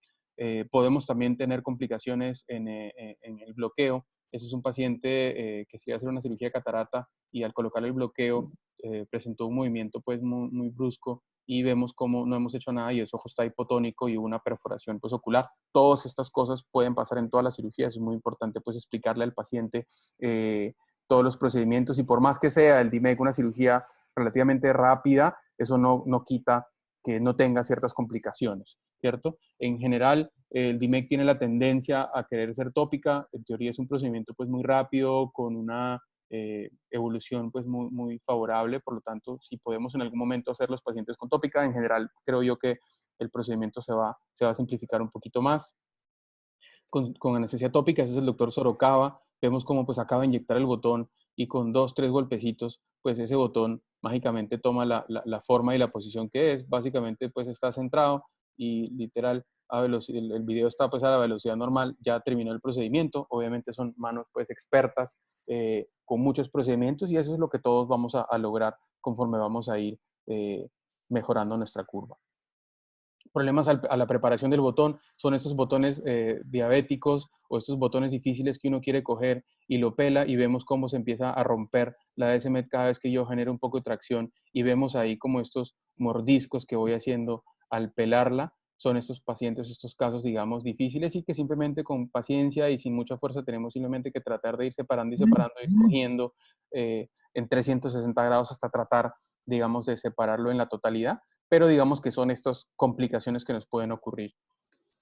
Separaciones completas significa que al haber hecho estos 360 grados buscando el plano de clivaje y poder separar, pues una vez que ya consigo separarlo y jalarlo, pues se me pasó y vemos ahí cómo brinca y cómo el botón ya se empieza a enrollar sin yo haber trepanado el tamaño deseado.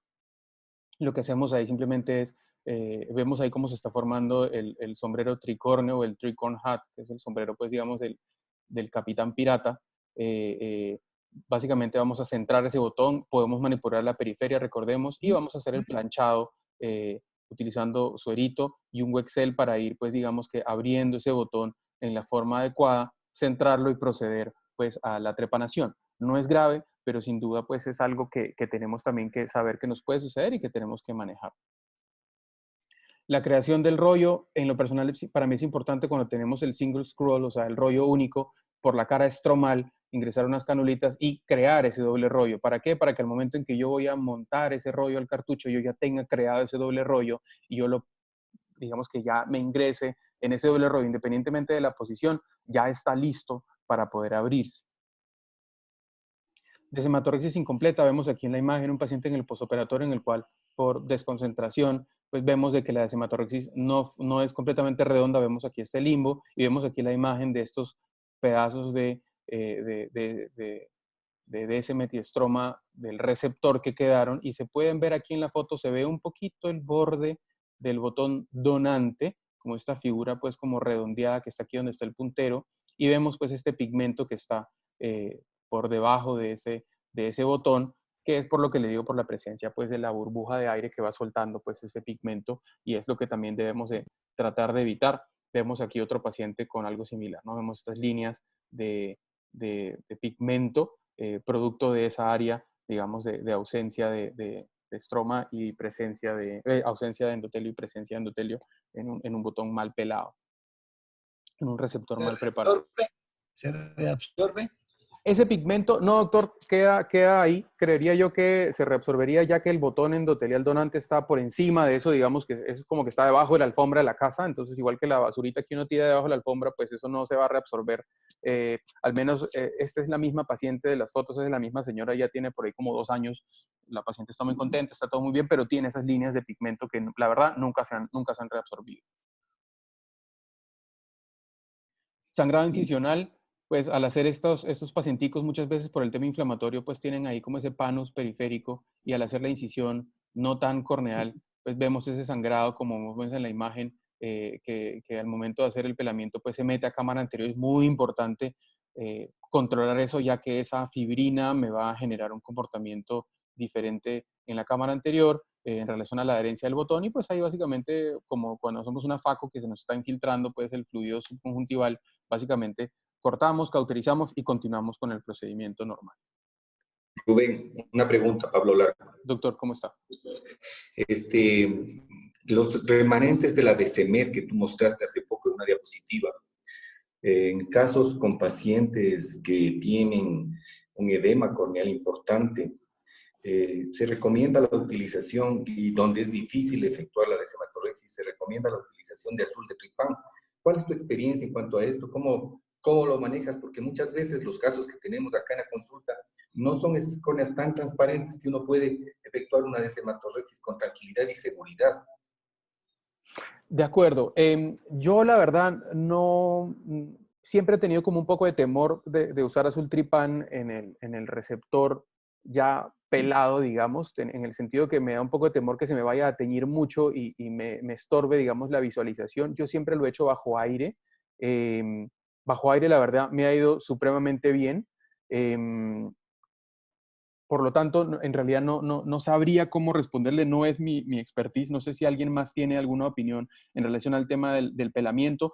Puntualmente, y vuelvo y digo, como al comienzo uno aprende de los errores de los demás, este caso que les comento y las cosas que van a ver mal, básicamente han sido por desconcentraciones o exceso de confianza al momento del procedimiento, que uno hace las cosas que uno se cree, pues ya que es el ducho y el experto, y uno lo hace un poco más rápido de lo que debería y no presta atención, y ocurren estas cosas. En realidad, no va tanto, no me ha pasado que va tanto de la mano por el lado de la mala visualización. Sin embargo, sin duda alguna, eso es una posibilidad pues importante.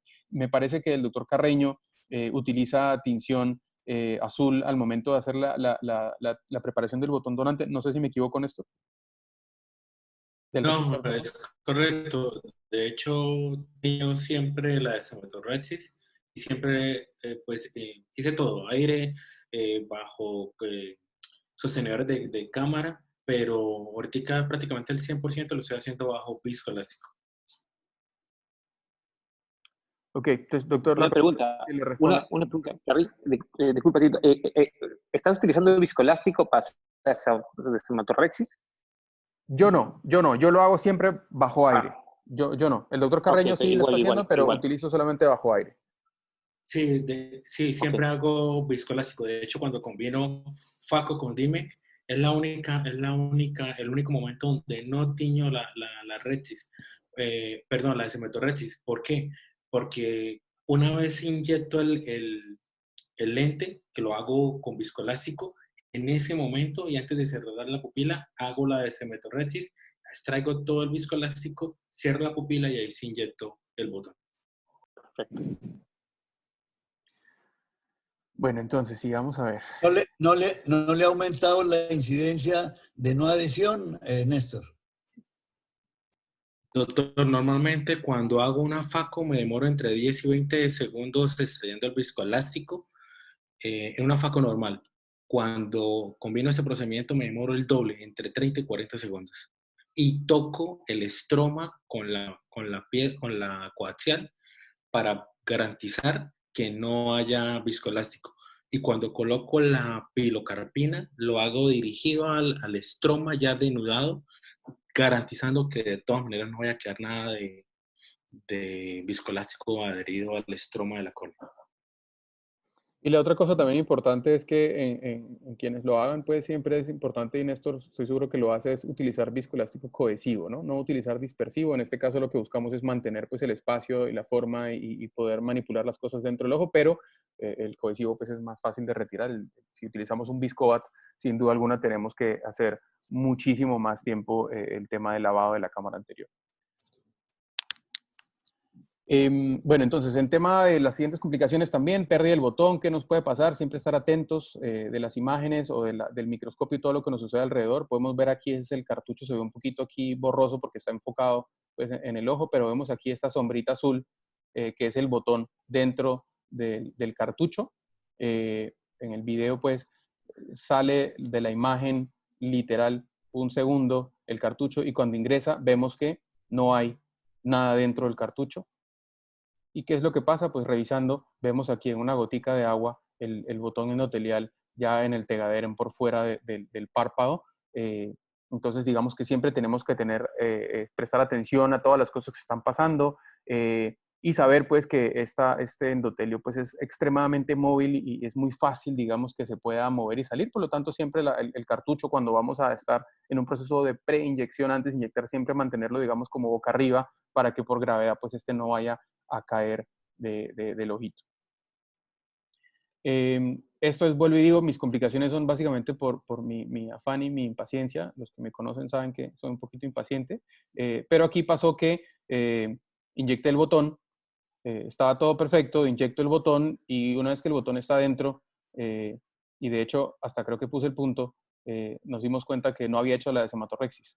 Entonces no tengo experiencia en colocar el botón sin la desematorrexis, por lo tanto dije, no, pues vamos a tener que volver a retirarlo y básicamente pues volvimos a colocar el botón y ayudándonos un poquito con chorritos de suero, perdón, retiramos el botón y procedimos pues ya a completar esta desematorrexis para poder nuevamente inyectar ese botón y poder continuar con el procedimiento. Entonces es súper importante y lo recalco también. Perdón, dime, Lucho.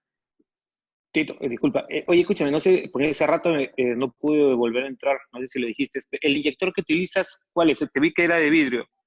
Sí, eso es un inyector que lo vende Geuder, no sé si se pronuncia así, pero es un inyector de vidrio, sí, es un puño modificado.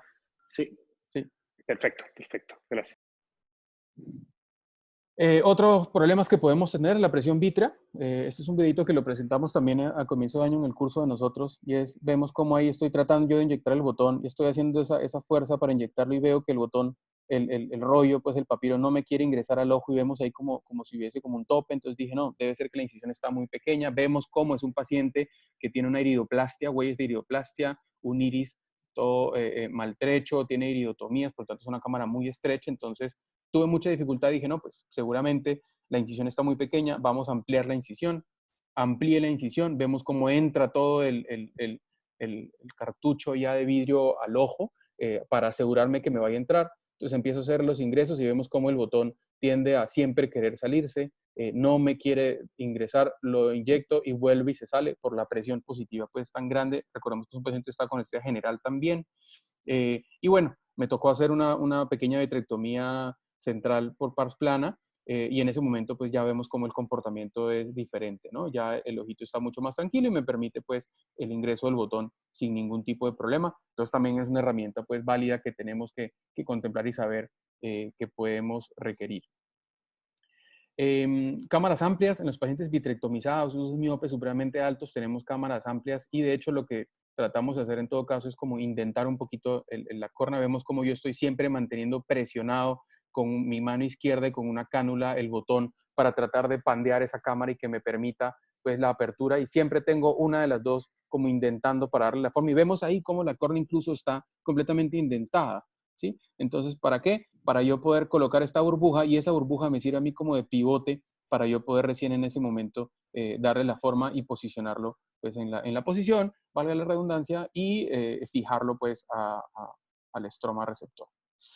Ya para culminar estos casitos clínicos que tenemos, es un póster que presentamos con la doctora Santaella en ASCARS en el 2017. Es una paciente con un antecedente de cirugía refractiva y que hizo un TAS secundario a una cirugía de catarata, y vemos el síndrome de la interfase, de fluido en la interfase. Vemos aquí las imágenes del OCT, cómo hay por una falla endotelial el traspaso pues, de este líquido a la interfase y se forma esta cámara, esta pseudocámara pues, en la interfase con líquido. Lo que se hizo pues, se le hizo un DIMEC, ya este es en el posoperatorio, y vemos las imágenes pues, del OCT posteriores, como ya aquí vemos el lecho del flap o la interfaz, y vemos pues que está completamente adherida, y el botón endotelial pues básicamente es imperceptible. Vemos pues que esto es al 5º día posoperatorio, y obviamente la córnea pues tiene una transparencia adecuada con las secuelas del TAS, que hay un poco de discoria. Vemos también cómo hay la pérdida pues del pigmento periférico, pero en general vemos pues que hay una mejoría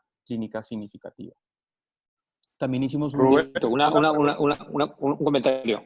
En el de fluido, es importante lo que estás mencionando. Mira, lo publicamos en el Journal of Cataract Refractive, primero como un report case de 2 casos al principio, en un paciente con queratopatía bulosa después de un artisán de 20 años, y el otro era un paciente queratopatía bulosa pseudofágica. Los 2 pacientes tenían LASIK previo, ¿sí? Y ahora tenemos un reporte de serie que también lo estamos enviando para el mismo journal, ya con Nicolás Pereira. Me mandó 2 casos más y tenemos alrededor, creo que si no, de 6, ¿sí? Con lo mismo. O sea, el mensaje quizás es siempre todo paciente que tenga LASIK previo y vayan a hacerle un DIMEC, ten mucho cuidado en esto. En algunos casos la resolución no es tan sencilla. Hemos tenido que suturar el flap, inclusive hemos tenido que levantar los flaps para absorber el fluido y nuevamente suturarlos. O sea, en realidad tengan cuidado, es el antecedente del LASIK previo en pacientes con DIMEC, siempre pregunten, siempre tengan presente. Listo, Lucho, muchas gracias. Creo que alguien más iba a hacer una pregunta. Yo voy a hacer un comentario. Sí, doctor Izquierdo, sí. En este caso, el evento fue inverso. O sea, la paciente tenía LASIK previo, hizo un TAS, hizo la falla endotelial e hizo el síndrome de fluido de la entrecara que se solucionó con el DIMEC. Pero efectivamente... Ah, ok. Fue al revés, ¿ya? Ese también lo publicamos ya y efectivamente lo que digamos nos refuerza es que cuando uno ve un síndrome de fluido en la entrecara, no siempre hay hipertensión ocular tampoco, que es lo que pasa cuando tempranamente. Puede ser secundario a falla endotelial. Pero efectivamente los casos que ustedes han mostrado son que en el postoperatorio del DIMEC también se puede presentar. Ahora, ¿y cuál crees tú en este caso, Tello, cuál ha sido la razón? ¿La inflamación? ¿La que puede provocar de fluido interfase también en pacientes sin DIMEC?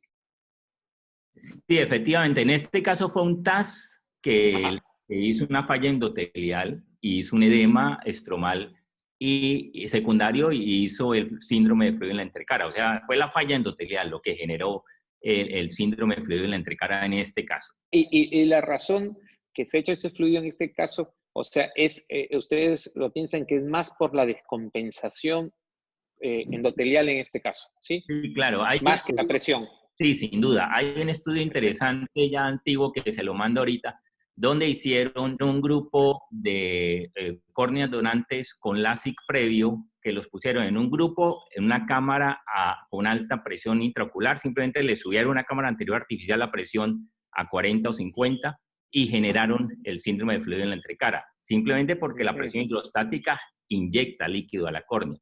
Y otro grupo de esas córneas les quitaron el endotelio, hicieron edema y también hicieron el síndrome de fluido en la entrecara. O sea que experimentalmente ya se ha demostrado también.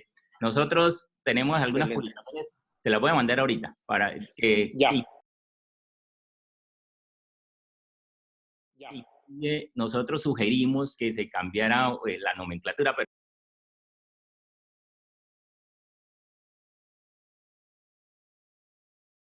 Listo, me lo envías. Buenísimo.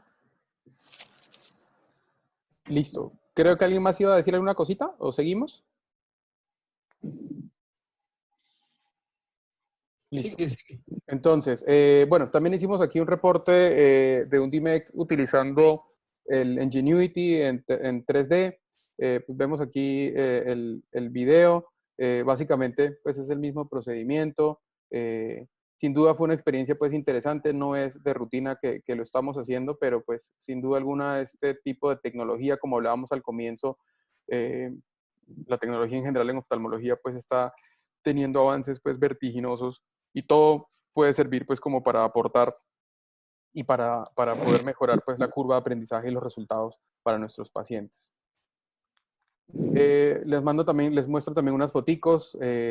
Estos son los mismos, en esta diapositiva pues son los mismos pacientes pre-cirugía, post-primer día. Vemos cómo se ven los detalles ya iridianos, cómo todavía está la burbujita de aire. Esto es al tercer día. Vemos pues que hay una mejoría visual, o mejor dicho, sabemos que hay una mejoría visual pues importante en los pacientes y una mejoría clínica evidente, ¿no? Postoperatorios de 10 días, de 25 días, de 9 días, de 15 días, donde vemos pues una transparencia muy temprana que va de la mano, vuelvo y recalco, con el tema de la calidad visual y la satisfacción de los pacientes. A propósito de nuestro último caso, y ya con esto terminamos, que la charla se hizo bastante larga. Este es un paciente, desafortunadamente me cogió la cuarentena y tengo las fotos de la paciente de la lámpara en el consultorio, pues sí, no podemos salir, pero tengo yo las imágenes del OCT, que es lo que le voy a mostrar. Es una paciente con una descompensación, con una distrofia de Fuchs, se le hizo una catarata y un DIMEC. En el posoperatorio inmediato, la paciente o la familia reporta pues que la paciente no había estado siendo muy juiciosa, que no había querido estar acostada, era una paciente mayor, un poquito inquieta. Y bueno, la paciente llegó asintomática. Vemos pues en esa imagen una córnea básicamente transparente. Hay una burbuja de aire yo diría un 75%, un 70% de diámetro.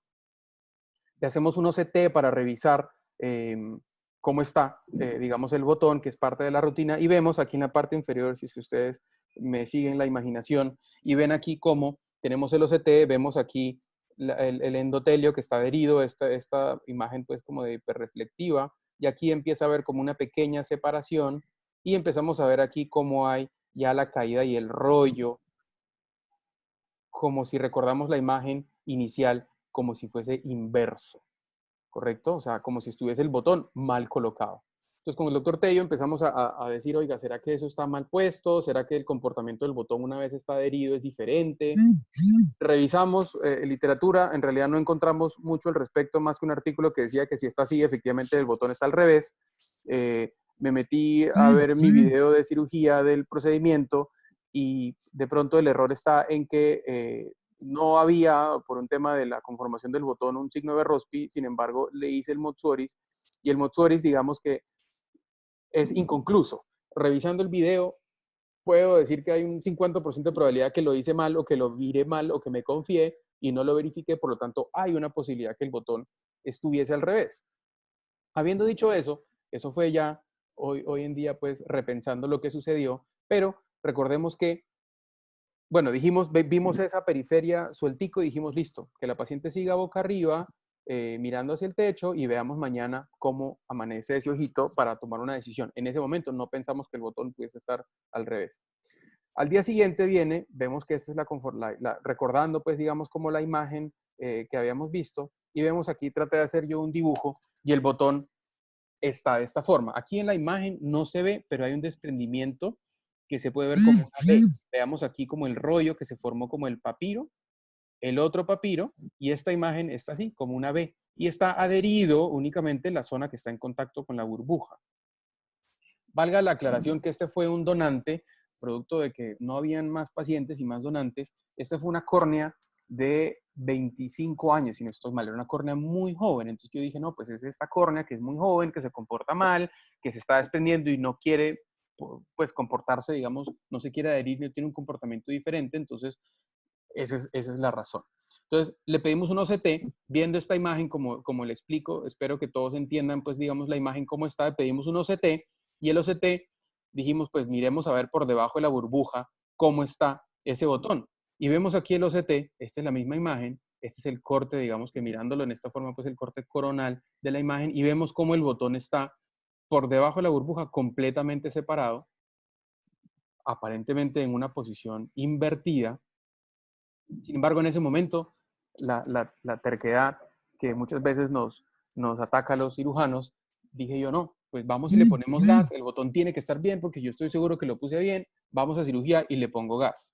Entonces, entramos a cirugía, con la ayuda de esta cánula subretiniana, le puse gas, desafortunadamente lo grabé en una USB y la grabación no me permite mostrarla por alguna razón, no tengo el video, pero bueno, utilizando una microcánula de retina, le puse el gas en cámara anterior, sin ningún tipo de problema, por la paracentesis, sabiendo que la parte superior está adherida, ingresé, digamos, como para paracentesis superior, inyecté el gas en cámara anterior y dije, perfecto.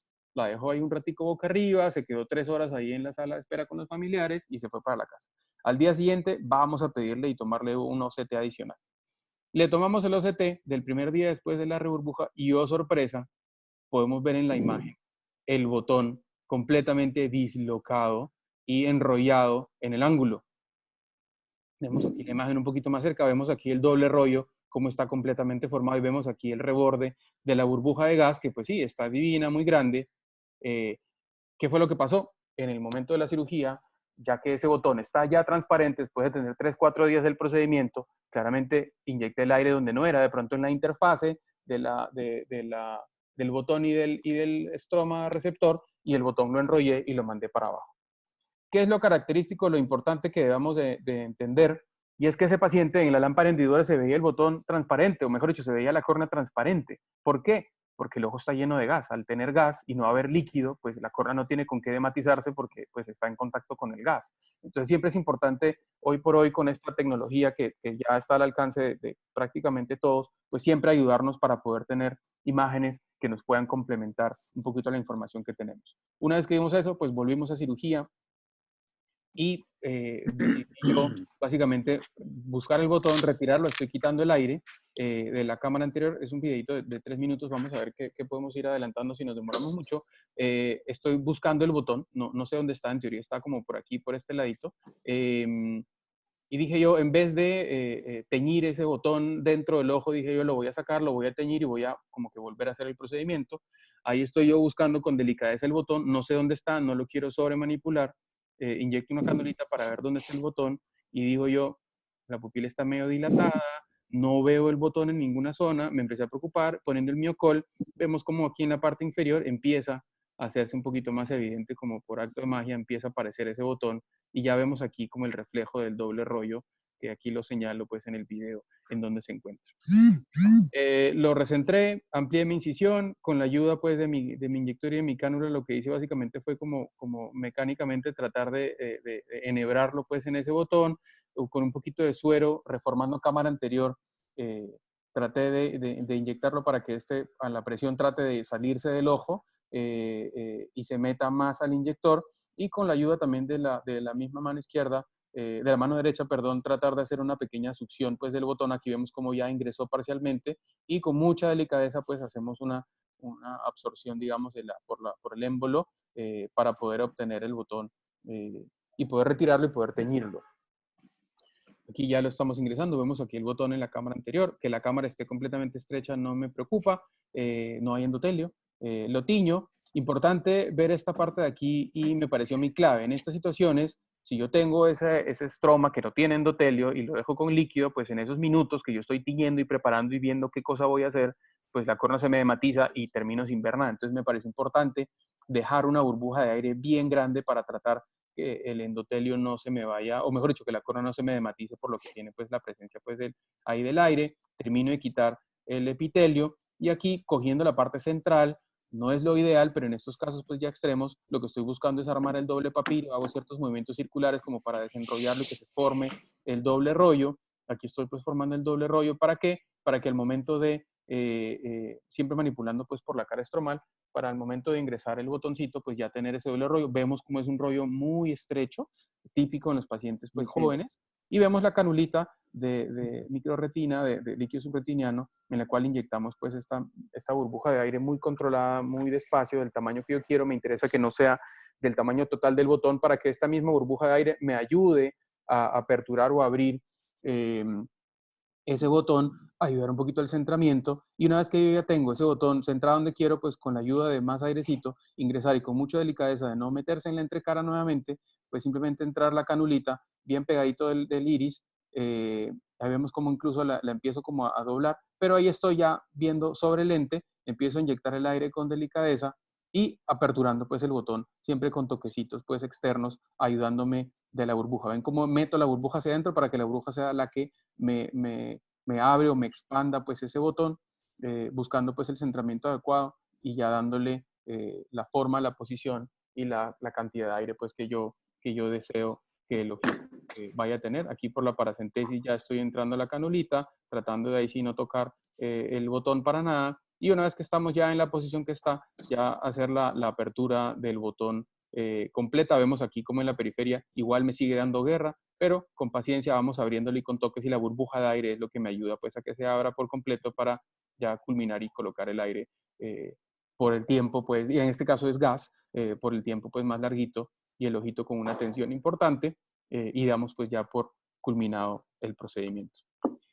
Espero pues que les haya gustado. Yo sé que estaba un poquito larguita. Quería mostrarles pues los casitos y la experiencia que tenemos en el Centro Oftalmológico Virgilio Galvis, y pues no, quedo atento a cualquier duda o comentario que quieran hacer.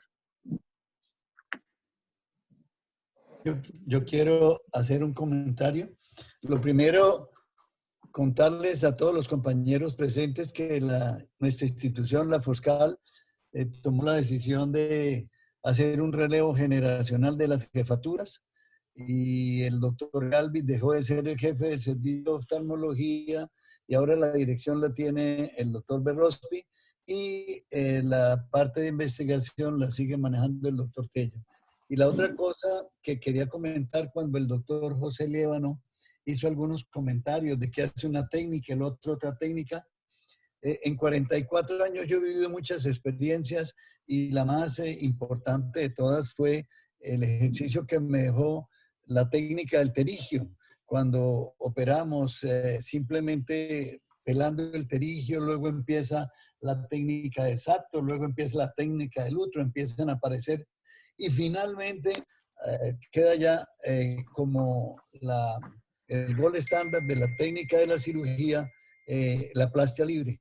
En este momento, con el trasplante de córnea, con la córnea está pasando lo mismo. La queratoplastia penetrante, que todavía no ha perdido vigencia para muchos casos, sí se ha venido haciendo una evolución muy grande.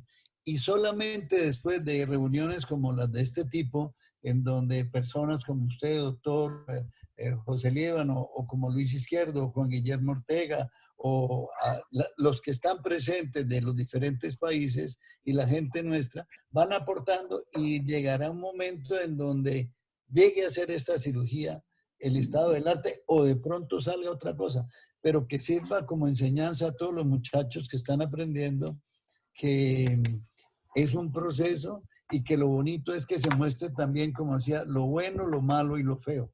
Felicitaciones, Rubén, y muchas gracias. Con gusto, doctor. Muchas gracias a todos entonces. Sí.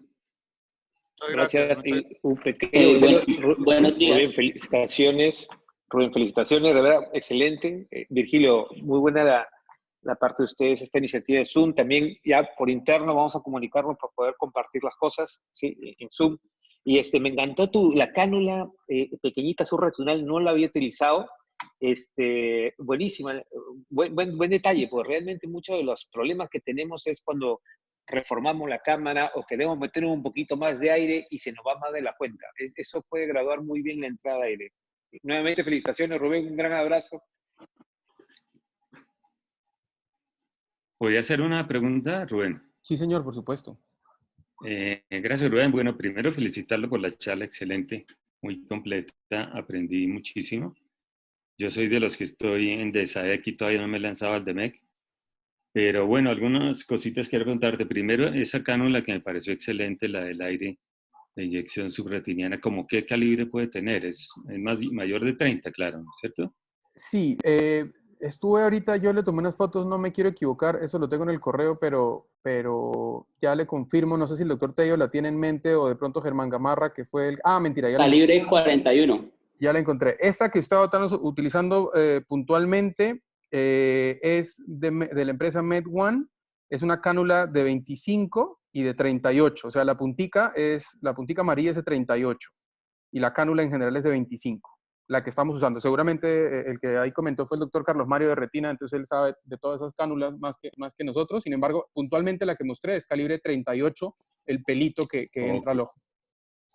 Otra cosita, cuando tú hablas de manejo médico en los desprendimientos del botón de DEMEC, ¿básicamente es hipotensores o cuál es tu manejo médico? Sí, solución salina hipertónica y esteroides en realidad. Y la clave del asunto es el tema de la burbuja, ¿no? Que el ojo cuente con una burbuja adecuada y enseñarle al paciente la posición que debe de tomar para que esa burbuja esté en contacto con el área del desprendimiento.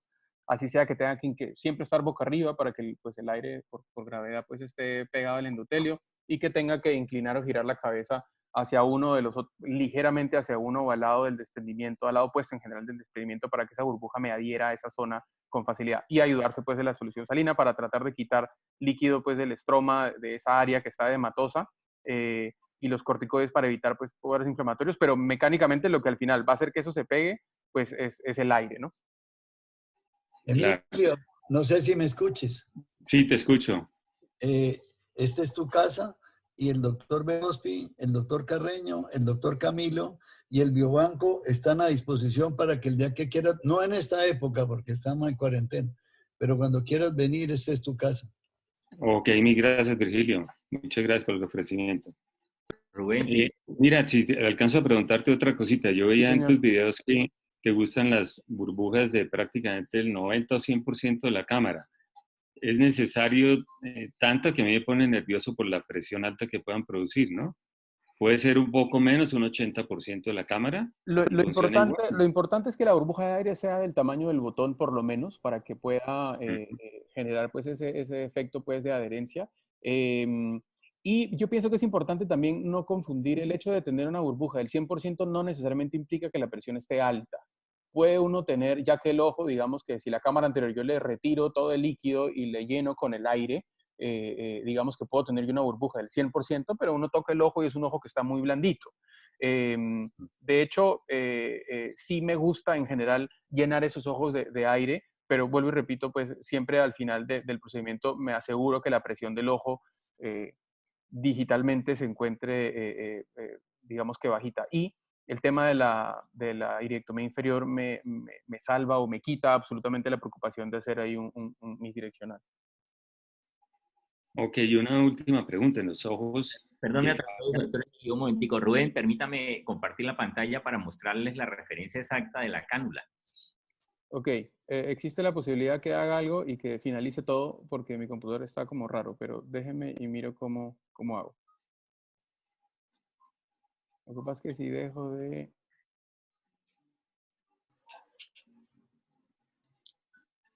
¿Ahí sigo compartiendo? Sí, ¿cierto? ¿O no? Sí. ¿Ahí estoy compartiendo la pantalla? No, ya no. ¿Ya no? Creo ok. que puedo... Mía. Listo.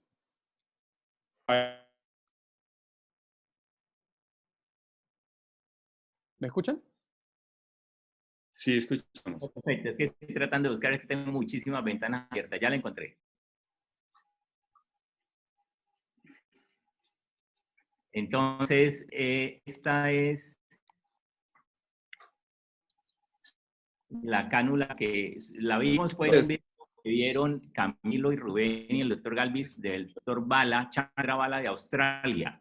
Y entonces le preguntamos si nos mandó la foto. ¿Están viendo? Sí, sí, señor, ahí está la foto. Sí, señor. Y aquí en Colombia se consigue. Entonces, ahí tal cual. Entonces, ahí la puede capturar la pantalla si quiere.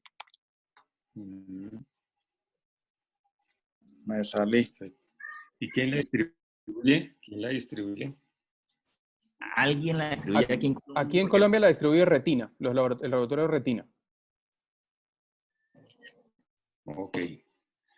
Otra cosa, Rubén, te alcanzo a preguntar, ¿qué tipo harías para las fallas endoteliales después es decir, reinjertos fallidos, que son lo que yo en experiencia más veo, las fallas por rechazo, digamos, ¿no? Tú les pones los injertos de MEC más pequeños que el injerto, ¿qué técnica usas para retirar el endotelio o la ASM del receptor o no lo retiras? ¿Cómo haces en esos casos? Pero digamos o sea, en cualquier cirugía de trasplante fallida, digamos, sea penetrante, sea... Sí, penetrante o lo que sea, pero más penetrante, digamos. Ok. Sí, lo que está escrito es tratar de... Sí, siempre retiro yo el botón fallido, digamos, o el endotelio fallido. En el caso que sea una penetrante, igual trato de retirar o retiro, pues, del botón donante, por lo menos. Sin embargo, me parece importante que el botón... de la parte receptora, perdón. Sin embargo, es importante el botón donante que sea de mayor diámetro que del botón, digamos, de la queratoplasia penetrante. No he tenido experiencia, la verdad tengo un poco de temor en colocar el botón endotelial sobre el endotelio malo. Me parece alguna vez haber leído que se puede hacer, sin embargo, no tengo la referencia y no es parte de mi experiencia. No sé si alguien más tenga experiencia al respecto. Yo he hecho los de SAEX sin retirarle el endotelio receptor y me ha ido bien y pegan igual, pero no sabría con DEMEC que no he hecho ninguno. Sí. De golpe alguien del panel nos queda... El problema con dejar el DMEC ya rechazado es que de todas maneras va a tener algo de opacidad, ¿no? Entonces, la literatura lo que nos muestra es que se puede dejar, pero de todas maneras, si usted lo retira, esa fibrosis o esa opacidad se va a eliminar de todo si uno la retira y recoloca nuevamente un nuevo DMEC. Sí, yo he tenido, me parece que he tenido un paciente con un DISAEC que falló, pues después de años de trasplantado, retiré el DISAEC obviamente y no pelé nada porque ya estaba pelado y puse el DIMEC. He tenido un paciente al cual le hice un DIMEC hace por ahí unos 4 años y ya hizo pues una falla, digamos, endotelial.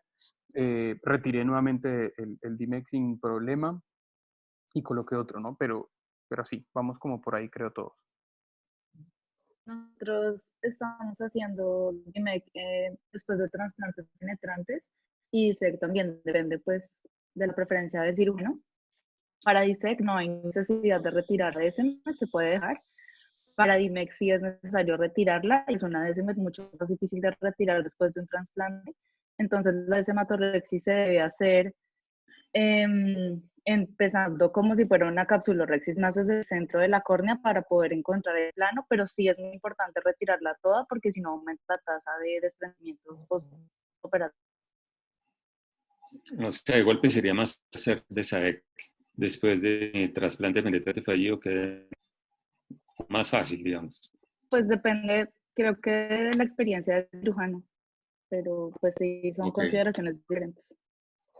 Y también de la superficie, no solamente la superficie anterior, sino también la posterior, del tamaño del botón también. O sea, hay varias cosas para determinar la necesidad y la posibilidad, ¿no? Claro. Sí, de acuerdo. Bueno, doctores, yo creo que si no hay más preguntas, pues ya los dejamos para que todos vayamos a almorzar. Muchísimas gracias por su participación y nada, que tengan buen fin de semana. Muchas gracias, Rubén, y muchas gracias a todos. Gracias, Rubén. Gracias, Alejandro. Buen día para todos.